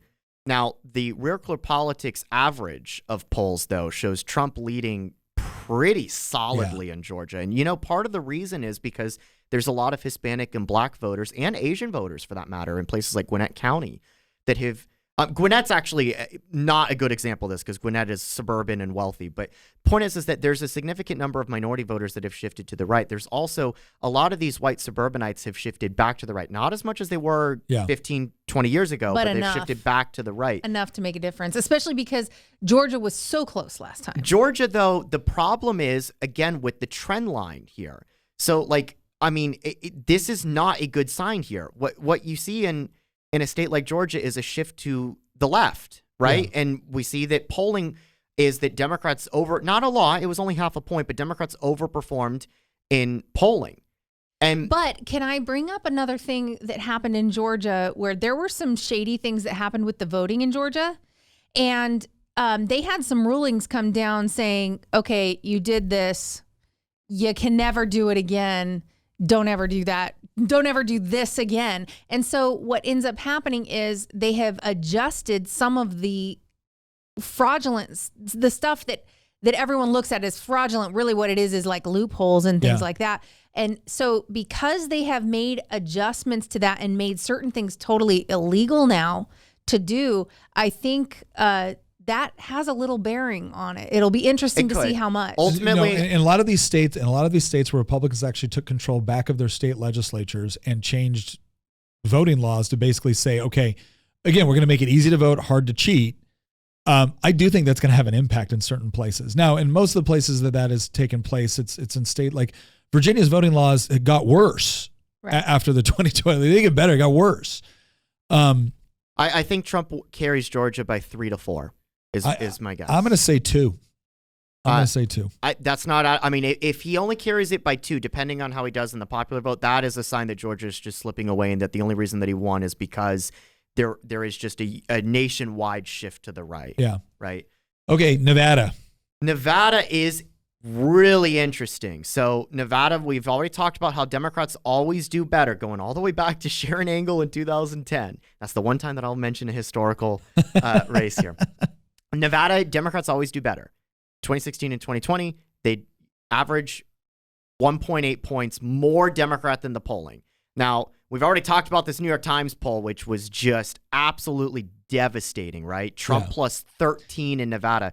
John Ralston, he's a total hack, but he does his job well. Yeah. John Ralston is a Democrat who knows Nevada politics better than anybody in the entire world. He has accurately predicted almost every election exactly correct. To give you an idea, in 2022, he accurately predicted that Republicans would win the governorship but lose everything else that was competitive, and he was right. Yeah. And everybody else thought it was going to be a red wave. But so what does he say? He put out a statement a few days ago when that New York Times poll came out, and he was like, It is really, really bad for Democrats in Nevada. And if you give me just a second, I can pull it up. This is it. I'm not going to read the entire thing. I'm just going to read some of the top line stuff. So he came out and said, my thoughts on the New York Times Siena poll with Trump up double digits in Nevada. This is a very bad poll for Biden, but I think it's also terrible for Jackie Rosen and House Democrat incumbents. Jackie Rosen's a Democrat senator that's running for re-election in Nevada this cycle.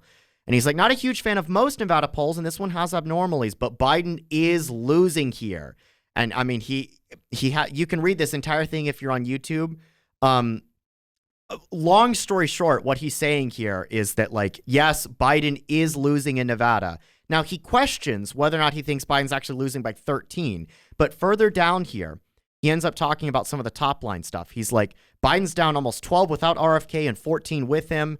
You know, Trump is up 9 with Hispanics in the crosstabs. And he's like, really? If so, say hello to red Nevada from top to bottom. The only good news for Democrats here is that it's May 13th. And then he goes on to point out that that Biden has a 63% unfavorable rating in Nevada compared to Trump's 50%. Nearly 2/3 here have an unfavorable view of the president. My goodness.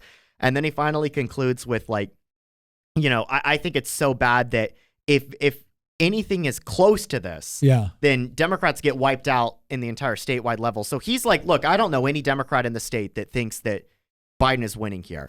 That combined with the polling, combined with, remember the voting history. Nevada is a really interesting state here, because what you end up seeing is that, look, it was red in the 80s and 90s, but look in the last 25 years. It shifted significantly in the 2000s. And then in 2020, it shifted back again relative to the country. That's the important part to say.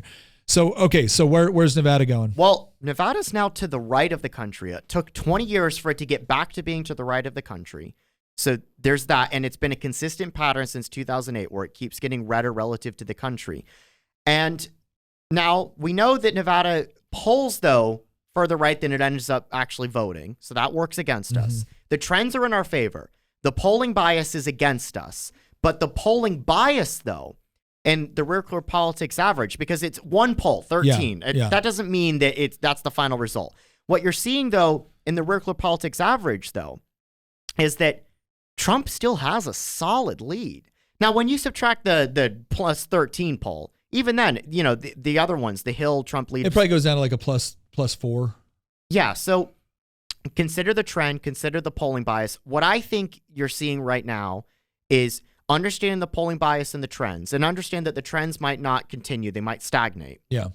If you want to be conservative, I think that a more realistic case scenario, especially considering Ralston's analysis, and I trust him on this because he's on the left, but he's good at what he does in Nevada politics.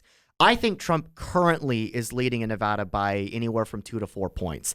I think that when it's all said and done, I would not be surprised if he ends up winning it by 3 to 5. But I also wouldn't be surprised if it pushes back and he ends up only winning by 2 to 3. So I'd say Nevada is a state that I ask for some leeway. Yeah. Because it's hard to poll and it's different from some of these other states. So you think he wins, but you're not quite sure how much. I think there's a broader range of outcomes that could be anywhere from Trump +1 to Trump +5 or 6. But I think Trump does.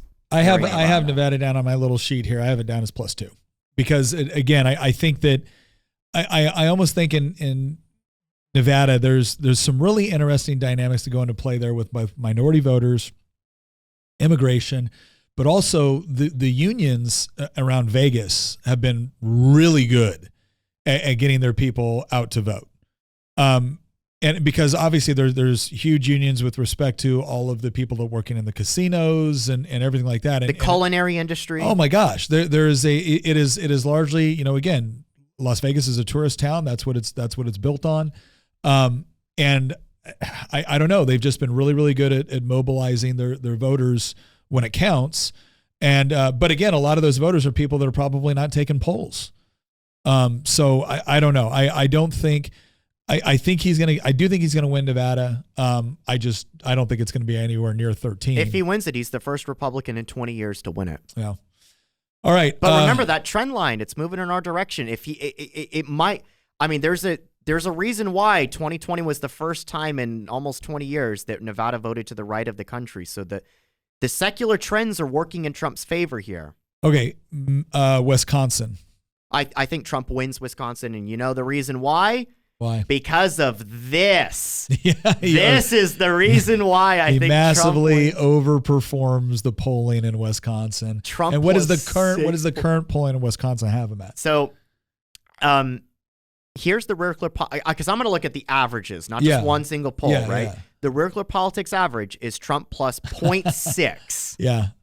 So Quinnipiac came out with a Biden +6, which really brought Trump down. But the rest of all the other polls, with the exception of Quinnipiac, showed either a tie in the case of Fox News or anywhere from Trump +1 to Trump +4. Now, here's a question. Do you think that any of these polls have actually caught on to the fact that, wow, we keep getting it wrong in Wisconsin? Maybe we should adapt our polling mechanism. I think that Wisconsin is like Nevada in that Wisconsin's like Nevada in that it's a really difficult state to poll. But it's the exact opposite of Nevada, whereas Nevada always chronically oversamples Republicans and undersamples Democrats. Wisconsin's the exact opposite. It always oversamples Democrats. So, for example, the New York Times poll that we talked about recently, right? When we look at the 2020 vote, it oversampled Democrats, right? The recalled 2020 vote was Biden 45, Trump 41, and then 8 did not vote. Which is about accurate because you're always getting new voters coming in, right?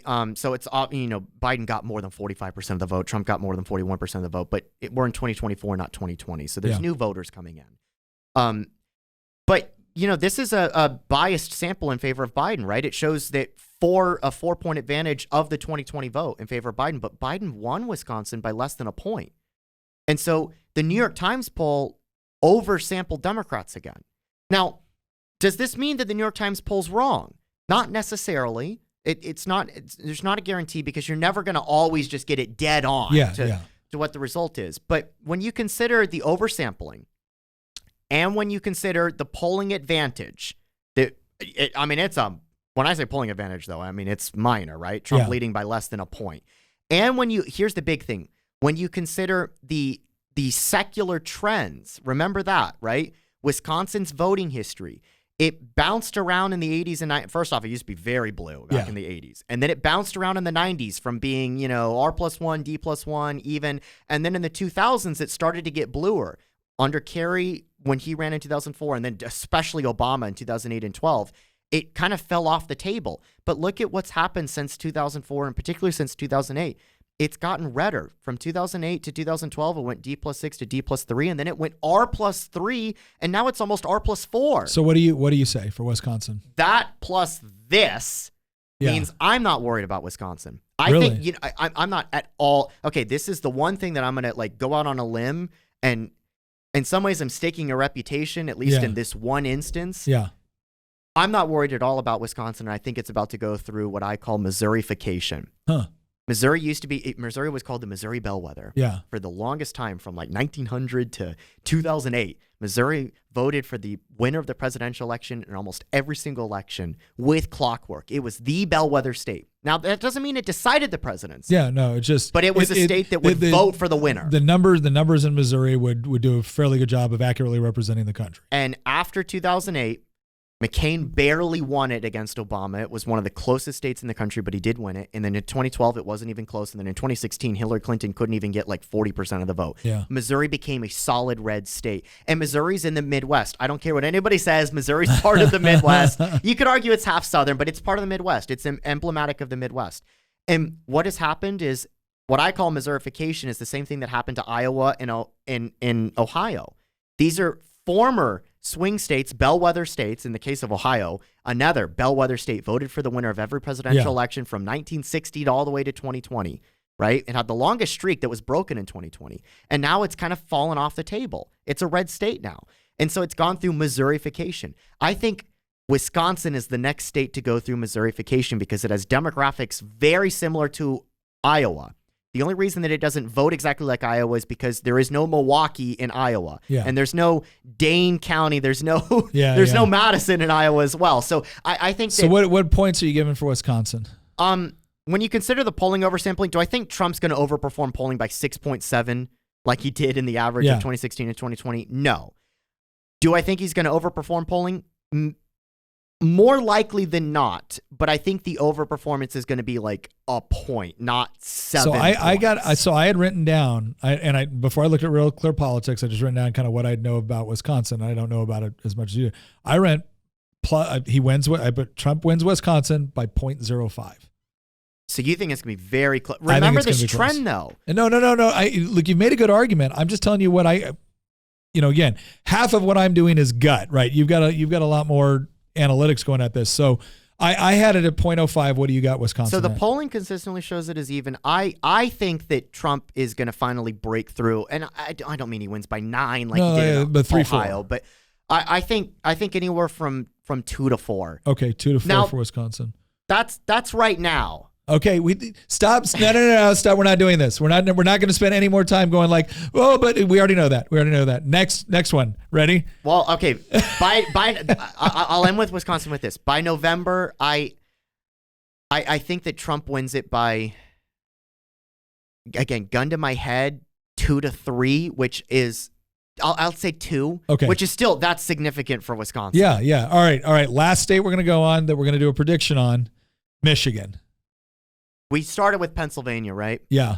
Could we do Michigan and then Arizona because that's the last key swing All state. right, I'll let you do Arizona after that. All right, but Michigan, what do you got for Michigan? All right, so New York Times poll showed Biden actually winning in Michigan. Yeah. That's the New York Times poll. Let's look at the Real Clear Politics average of polls. Okay?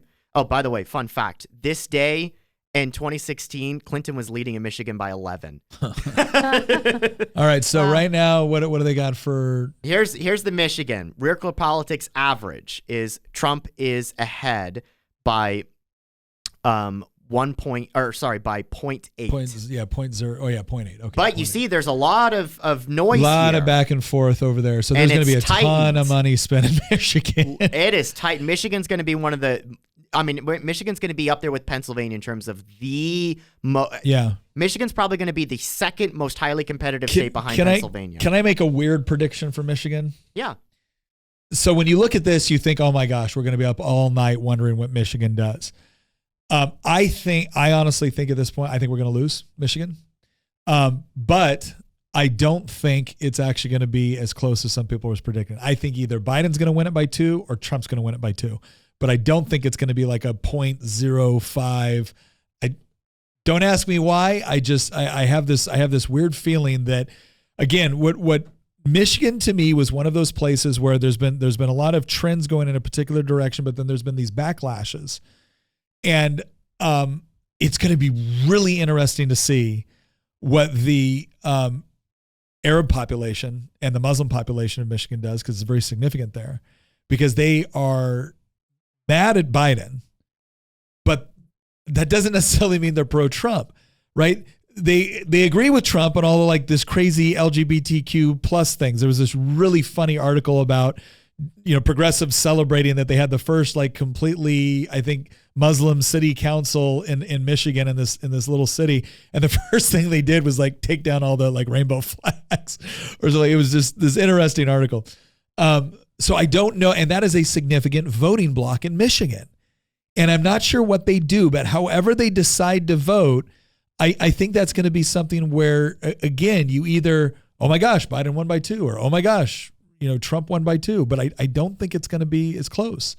And because I think there's some deep-seated cultural things within Michigan that are so unique to Michigan and don't apply anywhere else in the country, at least not on a state level. You might be able to find a local regional part of a state or whatnot, but I don't know. I think Michigan's going to be weird this year.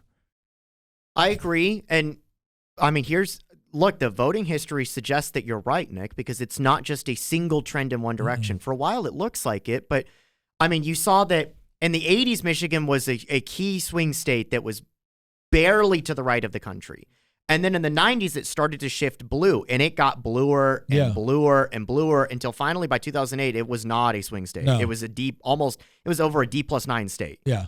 But then, I mean, since 2008, and the 2008 financial crash really hurt Michigan, right? I mean, Detroit went bankrupt, right? And since 2008, Michigan has been getting redder, but what you see is that it went from D+9 to D+5 to R+2, but then what happened in 2020? It shifted to the left relative to the country. Yeah. It was still in the R category. Biden won Michigan, right? Mm-hmm. But it still voted to the right of the popular vote, but it didn't trend further right. No. Remember how like Wisconsin and Pennsylvania trended even further to the right? Even in 2020, I'm Michigan telling you right now, back. when Whitmer got reelected, I was shocked. Because I found, now again, there were some things going on there that might have garnered us some sympathy. Like, oh, there was this big thing where a bunch of people, plotted to kidnap her, and then you found out later that it was the feds. you found out later that the feds were heavily involved in an inappropriate way. And so I don't know. I just think Michigan is weird, and it's difficult to predict. Once upon a time, it was just solidly, blue, and that's the way I kind of viewed it. And but I don't know. But all right, I'm going to say we win Michigan. I'm just going to say it just for the sake of. So what do you think, Arizona? Hang on. You got to predict. We didn't do the round tape. So you think that? I think we actually. So I think it could go either way. But if I'm predicting right now, I'm actually predicting we lose Michigan. So I remember how Trump overperforms his polling in the Midwest. Of all the Midwestern states, except for Pennsylvania, Michigan has the least amount of polling error. Trump only overperformed by an average of 2.6. Yeah. Compare that to Wisconsin, right? So that plus here, we see in the polling averages, it's basically a dead heat, right? It's Trump leading by less than 1 point. Can I tell you what I think is going to happen? What? I think that the conflict in Israel is going to persist. I think Biden at some point is going to look at polling and decide to pander. And I think he's going to pander in a way that helps him in Michigan and that doesn't significantly hurt him in places like New York. I could see that. I could see. First off, I think Trump's going to do way better in a state like New York than he did in the last few cycles. He's not going to win it. No. But he's not going to lose it 2-1 either. I actually think he's going to do the best in New York of any Republican in probably 20 to 40 years. Yeah, I agree. But he's not going to win it. He's not even going to come within probably 10 points. But he's going to massively improve, especially in New York City. I think we're going to be shocked at the numbers that are going to come out of New York City. Brooklyn is going to be shocked. I think some of the same demographics that absolutely hate the Jews also absolutely hate the transing of the kids. So it's like they're going to be running. I get it, but one's going to be seen as local and one's going to be seen as. What's worse? Trump is not deciding. The transing of our kids or erasing Antifa. Israel. One's more of a school board issue, and one is more of he has a direct hand in. And I think Biden, that is one area where Biden can selectively play in such a way as to bolster his support in that area. So we'll see. My gut from it to wrap up with Michigan, my gut is that I don't know. If it weren't for the fact that in 2020, it came back towards the Democrats. It was still to the right of the country, but it came back towards the Democrats. It trended left. I'm not going to let you do Arizona if you don't say something on Michigan now. Gun to my head, I feel like that. Nobody's pointing a gun to your head, Christian. I know, but it's so difficult to predict. Just say it. Instinct, baby. Instinct. What is it?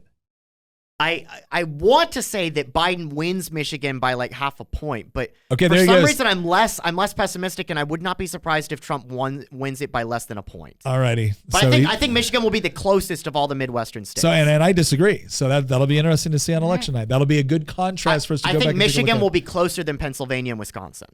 I will say I absolutely loved it when Michigan went for Trump and like the Young Turks were losing their minds. Yeah, that was kind of funny.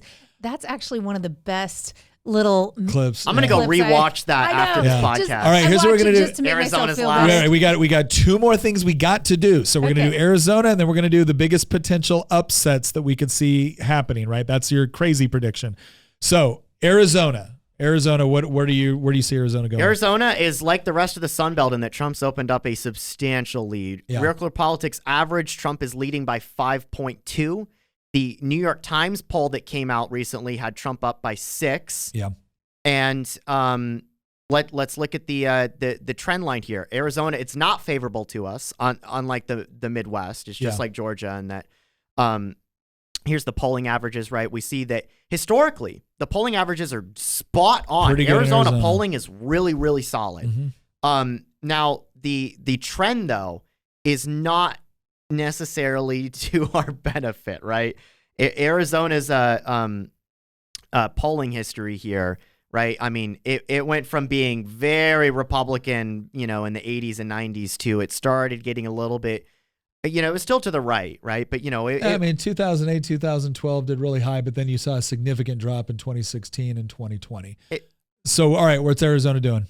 I think that Arizona is going to continue to probably trend to the left, but it's still, I don't think it's going to be D plus anything, right? I think it's going to be like worst case scenario. I think Arizona will clock in at R+2 maybe R+3 relative to the country. Well, so what does Trump get on election night? If when we finally stop counting? I think that the polling average in Arizona is pretty spot on. Okay. And so I would not be surprised if Trump wins by 3 to 5 in Arizona. So I wrote down 3. I think Trump wins Arizona by 3. I think I think immigration continues to be a significant issue, and I can't think of anything else happening in Arizona that would significantly alter that.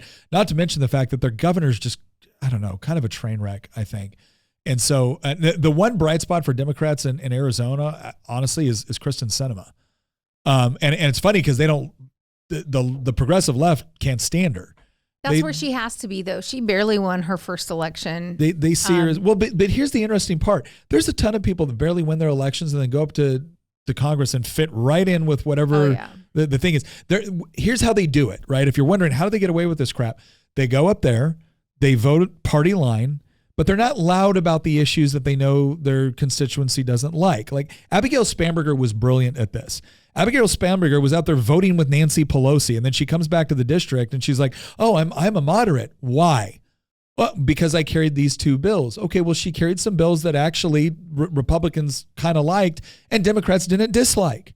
And then she joined like a couple of caucuses. Like, "Oh, I'm in the problem solvers caucus." Well, and so now all of a sudden it's like, "Oh, well, look, she's in this bipartisan thing." She would also take procedural votes against her party just so that she could say she voted against her party. Yes, that was also a major factor because you can get those scored.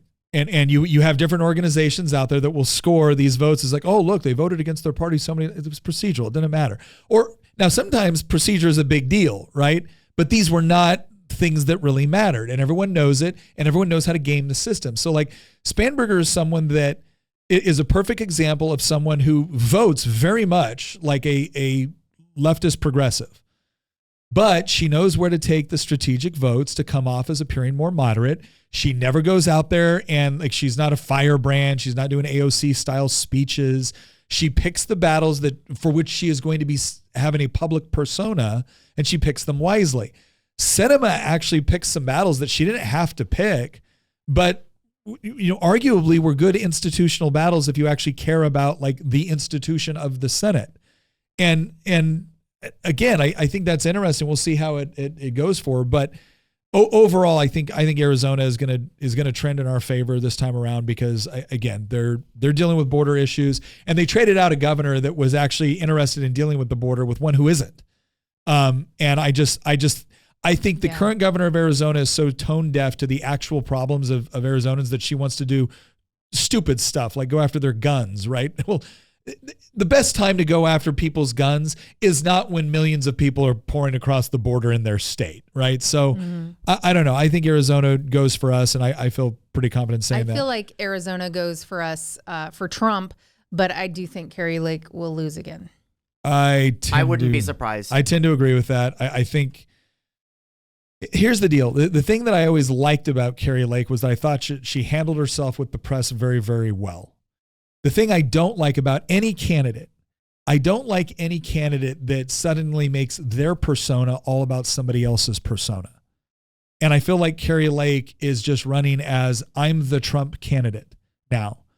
And look, in some places that's beneficial. The reason I don't like it is because I want to know who you are and what you believe. And if what you believe lines up with this other person, I understand the association. I understand, working together with that person. I understand associating yourself with that person. I don't understand making someone your whole persona. And I don't think Kari Lake did that to some degree in the gubernatorial election, but I still thought there was enough of her to where I was like, okay, yeah, she has her own. And again, she was wonderful at dealing with the press on the fly in a way that most senior level Republican politicians are not. Most of them suck at it. She was very adept at it. She was very good. And I don't mean, we have some people that think when a Republican is good at dealing with the press, it's because they own the libs, right? No, Kari Lake did it in a way that made the press. She didn't just fire back and say something that her base wanted to hear. Mm-hmm. She fired back in a way that made the press look stupid. Right. She used her journalism background in order to do that. Like Pierre Poilievre does in Canada. Like Pierre will just dismantle a member of the press like nobody's business while eating an apple, right? Like he's just very good at it. I think Carrie Lake is actually setting herself up to lose. And one of the biggest mistakes I think she made too on this is you got a lot of Republicans that think that abortion is just going to kill us. And so the answer is, run to the hills on that issue. And I get it. I get why polling wise and strategically they're thinking that way. I have a real problem with it, but I get why many of them think that way. But how they answer those questions and how they go about explaining their position, I will say this, some people do it better than others. Carrie Lake did not do a good job of it in Arizona when she was, she was making arguments. It is one thing to do like what Donald Trump is doing, which is to say, look, I think it's the state's issues now, and that's where the states will deal with it. Again, I think it's problematic to say that the 14th Amendment doesn't apply to all innocent human life, right? Or all Americans. But for Carrie Lake to start to use arguments that the left uses to justify abortion, that's problematic. And I do think that's going to cost her with certain people. It's certainly going to cost her on the energy component. Okay. Last thing we're going to do, because we've taken we were going to do one other thing, but I axed it. So we're going to go to this last point. All right. Last point is, what is the major potential upset or takeaway or trend or whatever it is? What is the thing that voters should be looking for on election day to say, see, I told you this was going to happen, right? And again, this could be something that's maybe plausible but not probable, or it could be something that, like a trend line you've seen over time. So it could be that, hey, I think Trump is going to win 20% of the black vote, right? Or whatever it is. Like it could be something that is not something that most people are predicting right now. It's not something that most people are saying is the forefront of their analysis. Is there any sort of, hot takes like that you're willing to say right now, that you're willing to come back in November and say, I told you that would happen? I've got mine, by the way. Oh, well, I want to hear yours. I think black men are going to vote in numbers for Trump. I think you're going to see a massive split between black men and black women. I think you will probably see it within Hispanics, whites. I think you'll see that demographic everywhere else, which is not crazy, right? This usually happens. Men and women tend to have different voting powers. But I think specifically when it comes to black men and black women, I think black women are going to overwhelmingly vote for Biden. Like crazy numbers, 90s numbers. I think black men are going to vote for Trump I'm willing to go out and say, I think it could actually get into the high 20s, low 30s for black men voting for Trump. I could see 20-something percent. I would be very skeptical if it was more than. I'm saying 20%. High 20. I'm saying high 20s. High 20s is where I want to land. But like if it was 31 or 32, I'd be like, okay. I think that's possible. I'm not saying that's highly likely, but I think it is possible that you will see this massive shift. And that's the one I'm going to I think there's other shifts taking place within the Hispanic community as well, but that's the one that nobody is like coming right out and saying, yeah, this is going to happen. I'm going to say that I think that is something where if it happens on election day, I'm not terribly surprised. Here's the thing that, and it'll be hilarious if this doesn't transpire, right? But again, it's going out on a limb in May. Yeah. You just got to understand that for those that are watching 6 months from now, we're talking about in May. Yeah. This is what I think the result is going to be. Okay. So Christian has got the result. I think he runs the table and wins every single swing state. Whoa. Okay. So Christian's like crazy prediction, plausible, not necessarily highly probable, plausible, not highly probable. So that's even Michigan. Just to give you an idea, Christian has Trump getting 312 electoral votes to Biden's 226. He wins Arizona. He wins, as far as the swing states are concerned, he wins Arizona. He wins Wisconsin. He wins Michigan. He wins Pennsylvania. He wins Georgia, Ohio. Nevada, North Carolina, and Florida. Yeah. I'm much more confident about North Carolina and Florida than I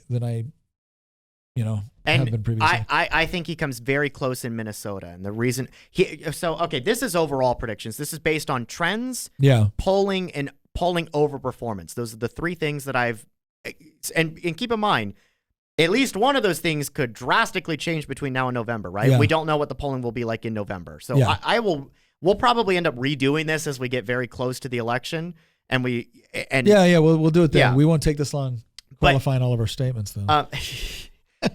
I want to look at Minnesota real quick because here's the Real Politics polling average. Yeah.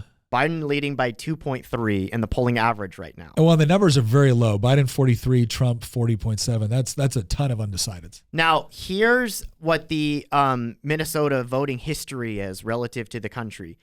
You see that it was not at all a swing state in the 1980s. No. It was the one state that Reagan lost in 84. Well, yeah, because it was D plus 18 in 1984. Well, he was also running against Mondale, who was the senator from Minnesota. But but what have you seen since then? In the 90s, it got much redder. Still very blue, right? D plus 6, D plus 7 in 92 and 96. And then in 2000, it got very close. It was D plus 2, but then it reverted back. In 2004, it was D plus 6. In 2008, though, it was D plus 3. And then it was D plus 3, almost D plus 4 in 2012. And then in 2016, it actually voted to the right of the country.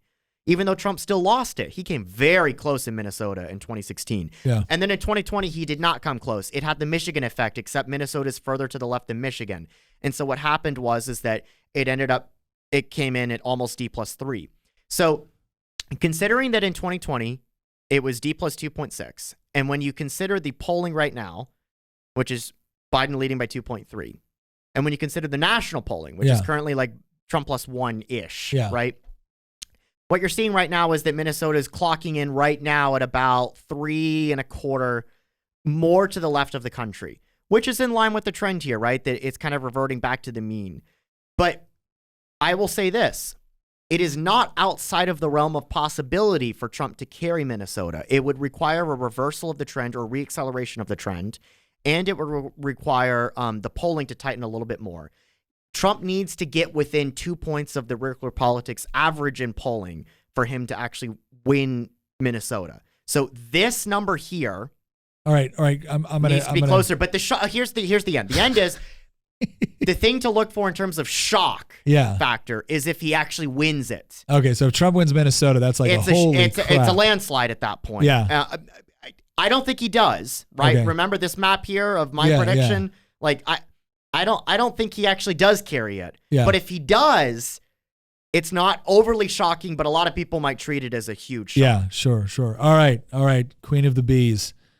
Do you have any sort of crazy prediction that's plausible but maybe not highly likely? I think Trump's going to totally win along these lines with the Electoral College. But I think what's going to happen is the leftists are going to storm the Capitol. Oh, so she went straight out of politics and went straight into rebellion. All right. So you honestly believe that Democrat protesters are going to storm the Capitol January 6th style? I don't know if it's January 6th style, but if you remember 2016, Molotov cocktails. They were throwing flammable objects. Yeah. And what about the Summer of Love in 2020? Madonna was calling for the assassination of Donald Trump. You think riots break out? I think we see that happen again, and I think it's worse than 2016. But in D.C.? Yes.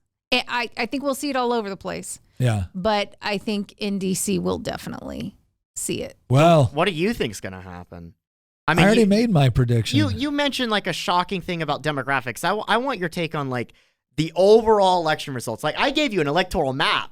Yeah, but I didn't ask for that. I appreciate it. I will say I don't think the left is going to be as surprised this time when it happens as they were when it was Hillary losing. Yeah, I will never forget like all of the bawling and the tears and the crying. I will tell you, I'm not as optimistic as you. I do think right now Trump pulls it off.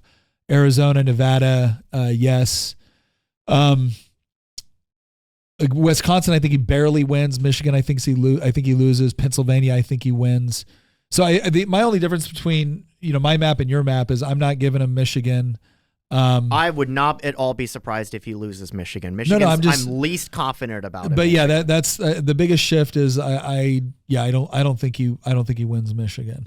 That's still a significant, it's still a solid win, but, yeah, that's right. All right. Well, there you have it. We have given you our analysis. We've made all the predictions that everyone tells you not to make in May of a presidential year election cycle. But with some of these polls coming out and the things happening within the court system and everything else, we thought it would be an interesting topic. Plus, we had some people in our community that also wanted to see what we thought about it. So you have our predictions. We're going to check back. I don't think we're going to do another one of these until probably much, much, much closer to the election. And then we'll see about maybe doing live election night coverage. We did that once before and it seemed to be pretty popular. Maybe we'll do it again. We'll see what happens.